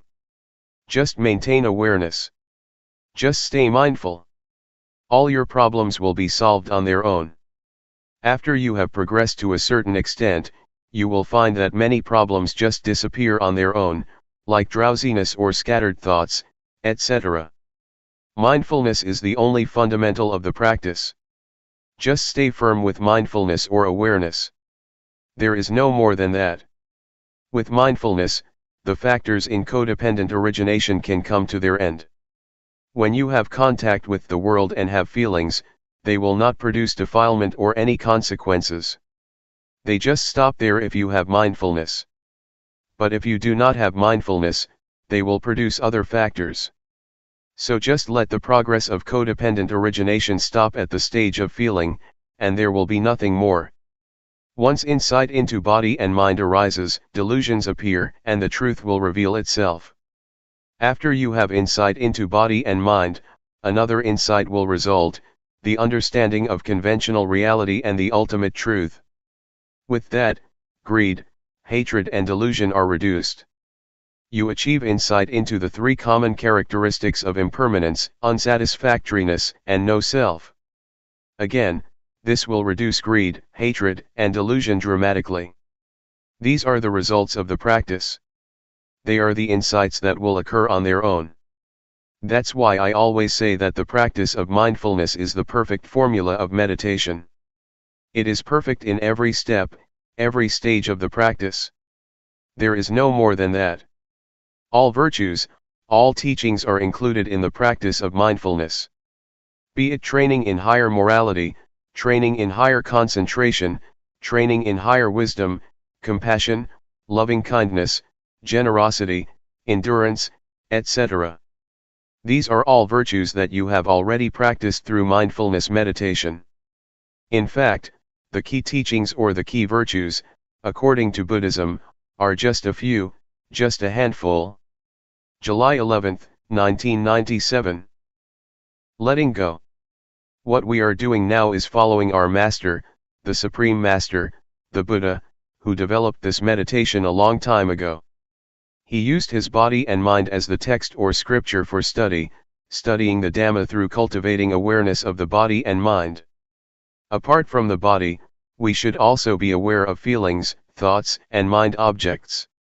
Mind and body are like a sutra that covers a lot of subjects, a lot of knowledge that we should know. We are able to learn about heaven, hell, happiness, suffering, morality, concentration, and wisdom, from our body and mind through awareness cultivation. The causes of disturbances and problems in this world are in the realm of body and mind. On the other hand, the cause of peacefulness and happiness can also be found in the realm of body and mind. I need not explain more about this, but I would like to talk about the practice. The practice can be done by cultivating awareness of the body. Please try whatever techniques that can be used for awareness cultivation. Actually, what Luangpor Teean taught is very up-to-date, never obsolete, very modernized, and suitable for the modern age. This method is a universal one because everybody has body and mind. All of us have the same properties, regardless of nationality, language, race, gender, etc. We all have the same properties of body and mind. Just try to breathe in and breathe out with awareness. When you breathe in, be aware of that in-breath, when you breathe out, be aware of that out-breath. And we will become one. Breathe in and breathe out. Let's try breathing in and breathing out. If we have awareness, all of us will become one. Otherwise, we are different people, behaving differently in our own way. Awareness, mindfulness, or the breath, are all things we already have, so they are not difficult to practice. The awareness of breath and the awareness of the body's movement are the same. So how can we achieve awareness? Nothing can keep us from cultivating awareness. The only factor is ourselves. If we practice, awareness can be developed, it depends on us. We have already done many things, chantings, devotions, offerings, performing merits, studying scriptures, etc. Another thing that we should do is practice meditation. What Zhuangyan Monastery has done is to follow the path of the Buddha, encouraging people to practice meditation. Although not many people are interested, it is a good activity. Other Buddhist practices such as offering food to the monks, offering materials to the temples, observing the precepts, or studying the texts, are not lacking in society. What we lack is awareness. We have problems regarding the body and mind. We suffer because of body and mind. Greed, hatred, and delusion arise because we do not know how to deal with body and mind properly. For example, delusion occurs when the eyes or ears make contact with a sight or sound, and we are not aware. When you have awareness, forgetfulness and delusion just disappear. They are opposites. When awareness arises, the forgetfulness cannot stand. It just disappears. I would like to ask all of us, which, up till now in our lives, has been more powerful, awareness or forgetfulness? It is not difficult for awareness to arise if we start counting on ourselves. Buddhism starts from the individual, transforming the individual first. You need not change the environment or to ask the environment to change at the outset. So if you keep cultivating awareness, you will find the answers to your problems by yourself. The truth about body and mind will no longer exist. I would like to speak briefly for your benefit. We need to let go of everything regarding the mind. Regarding the body, we should learn how to reduce physical suffering and treat it properly. In other words, mental suffering can be reduced by letting go, but physical or bodily suffering has to be reduced by treatment. For instance, when it is hot you have to stay in the shelter and so on, because it is the physical suffering, but if it is mental suffering, you have to let it go. I would just like to encourage you to practice. This temple is a suitable place for teaching and practicing meditation. I like this place very much. We can practice or walk without mosquitoes. In my temple in Thailand, when I moved hand, I have to keep the mosquitoes away, but here it's very easy. So it is a suitable place that provides a good environment for practice. I do not know whether you benefit from this place or not, but I myself benefit a lot. My health is much better and I also have good ideas. 3 years ago, I had interesting ideas, and I put the talks into a small booklet about the Dhamma. Since my talk has to be translated, it can't be continual because I have to pause for the translation. So I only say about 50% of what I would like to. If I were to speak in my dialect I could continue my talk more easily, but that's okay, do not take it seriously. It's better to have a question and answer session. I have to go tomorrow, so this is your last chance. Question: what should I do when I have no thought during the practice, and what should I do when I am aware of my body's movements but all kinds of thoughts arise simultaneously? Answer: what you should do is be aware of the thoughts that arise, that's all. When no thoughts arise, just be aware of your body's movements. When I practice, sometimes I lose my sense of self, but when it seems that I myself have disappeared, I just touch myself to regain my sense of self. Question: with awareness, one may attain the state of no self or even reach the level of arahant.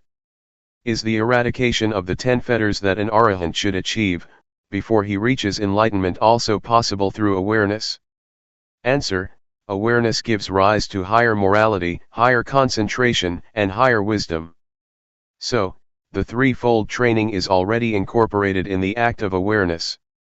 It depends on how much awareness we have. If the awareness is strong, it can get rid of the fetters one by one. So it depends on how strong the awareness is. The more powerful it is, the more likely it is that it can overcome or dissolve the fetters. Question: how do we enhance the changing conditions of our bodies and minds with awareness during our practice? For instance, what do we do if the mind becomes neutral? Answer: a neutral state of the mind means that the mind is ready to be happy or suffer. Just be aware of that neutral state. If it transforms into a pleasant feeling, just be aware of it. If it becomes an unpleasant feeling, just be aware of it. At the same time, if there is no thought, just recognize that there is no thought. When a thought arises, just be aware of it. You need not do anything with your mind or make it move from that state. Just practice and be aware of your body's movements, that's all. Question: is there any difference between the awareness that we are developing, and the awareness of the Buddha? Answer: they are the same. If you develop awareness to a certain point, your mind will be at the level of sustained observance, constant awareness. It is a sustained awareness, keep seeing and keep knowing all the time. This state of sustained awareness will include morality, concentration, and wisdom, and it will also enable you to see the cause of suffering. This state of awareness will lead to the cessation of suffering. So, this is the state of Buddhahood. The awareness of the Buddha is the awareness that enabled him to see the Four Noble Truths: suffering, the cause of suffering, the cessation of suffering, and the path to the cessation of suffering. If you achieve the state of sustained awareness, the practice is over, you have already reached the end of the practice. I would like to encourage you to practice and train yourself to deal with mind and body properly. For example, when anger arises in your mind, just know it. Just be aware of it. Do not become lost in it or identify with it. The same applies to sufferings and even happiness. Just see it, be aware of it, do not get caught up in it. This will enable you to transcend the world.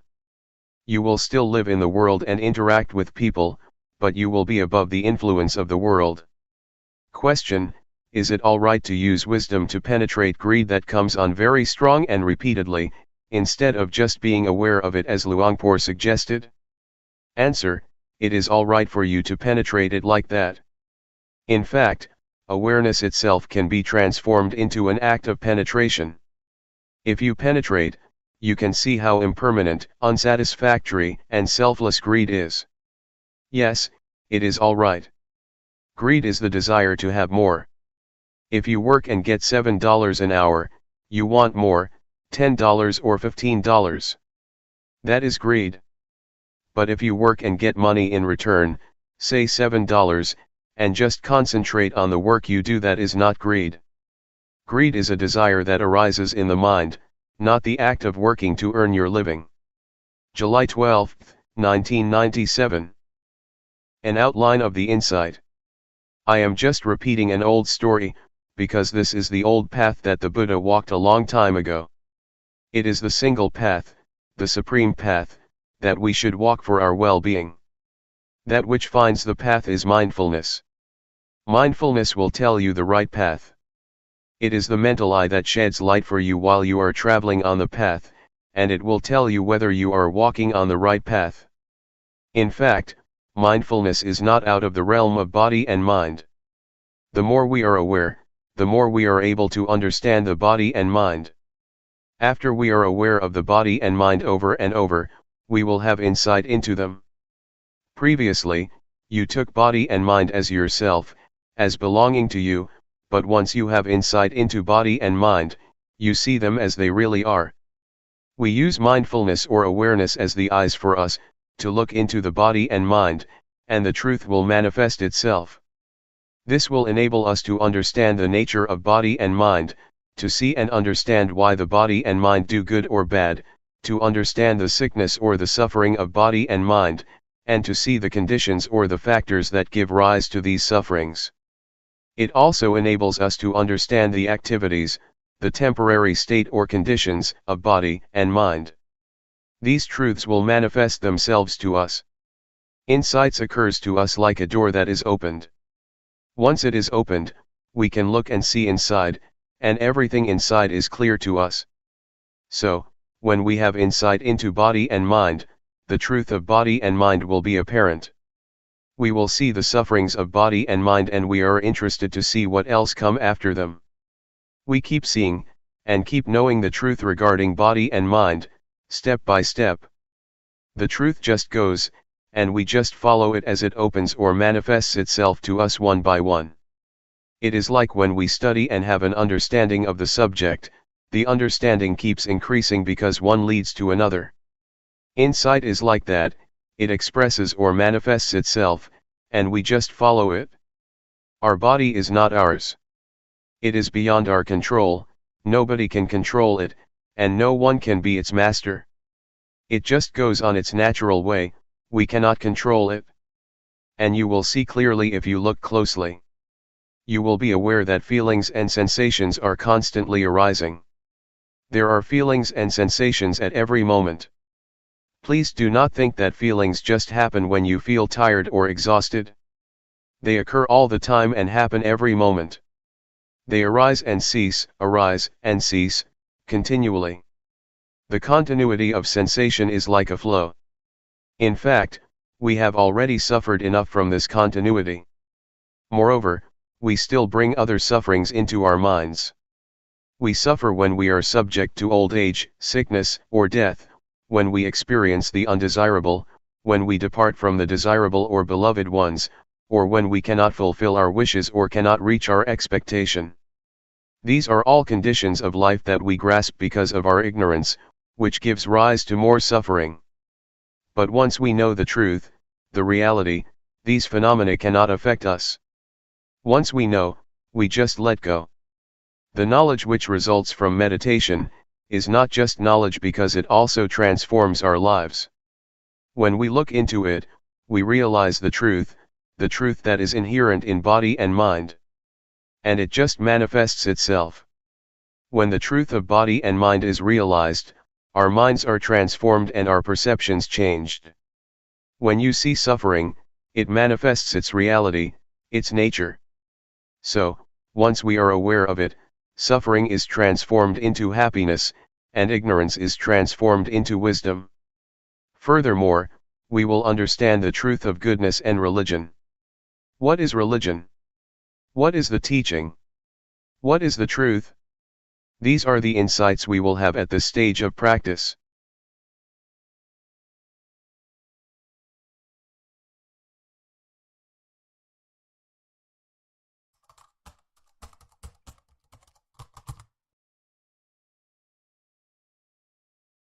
May all beings be at ease.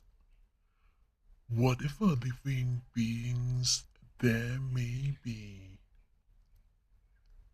whether they are weak or strong, omitting none, the great or the mighty, medium, short or small,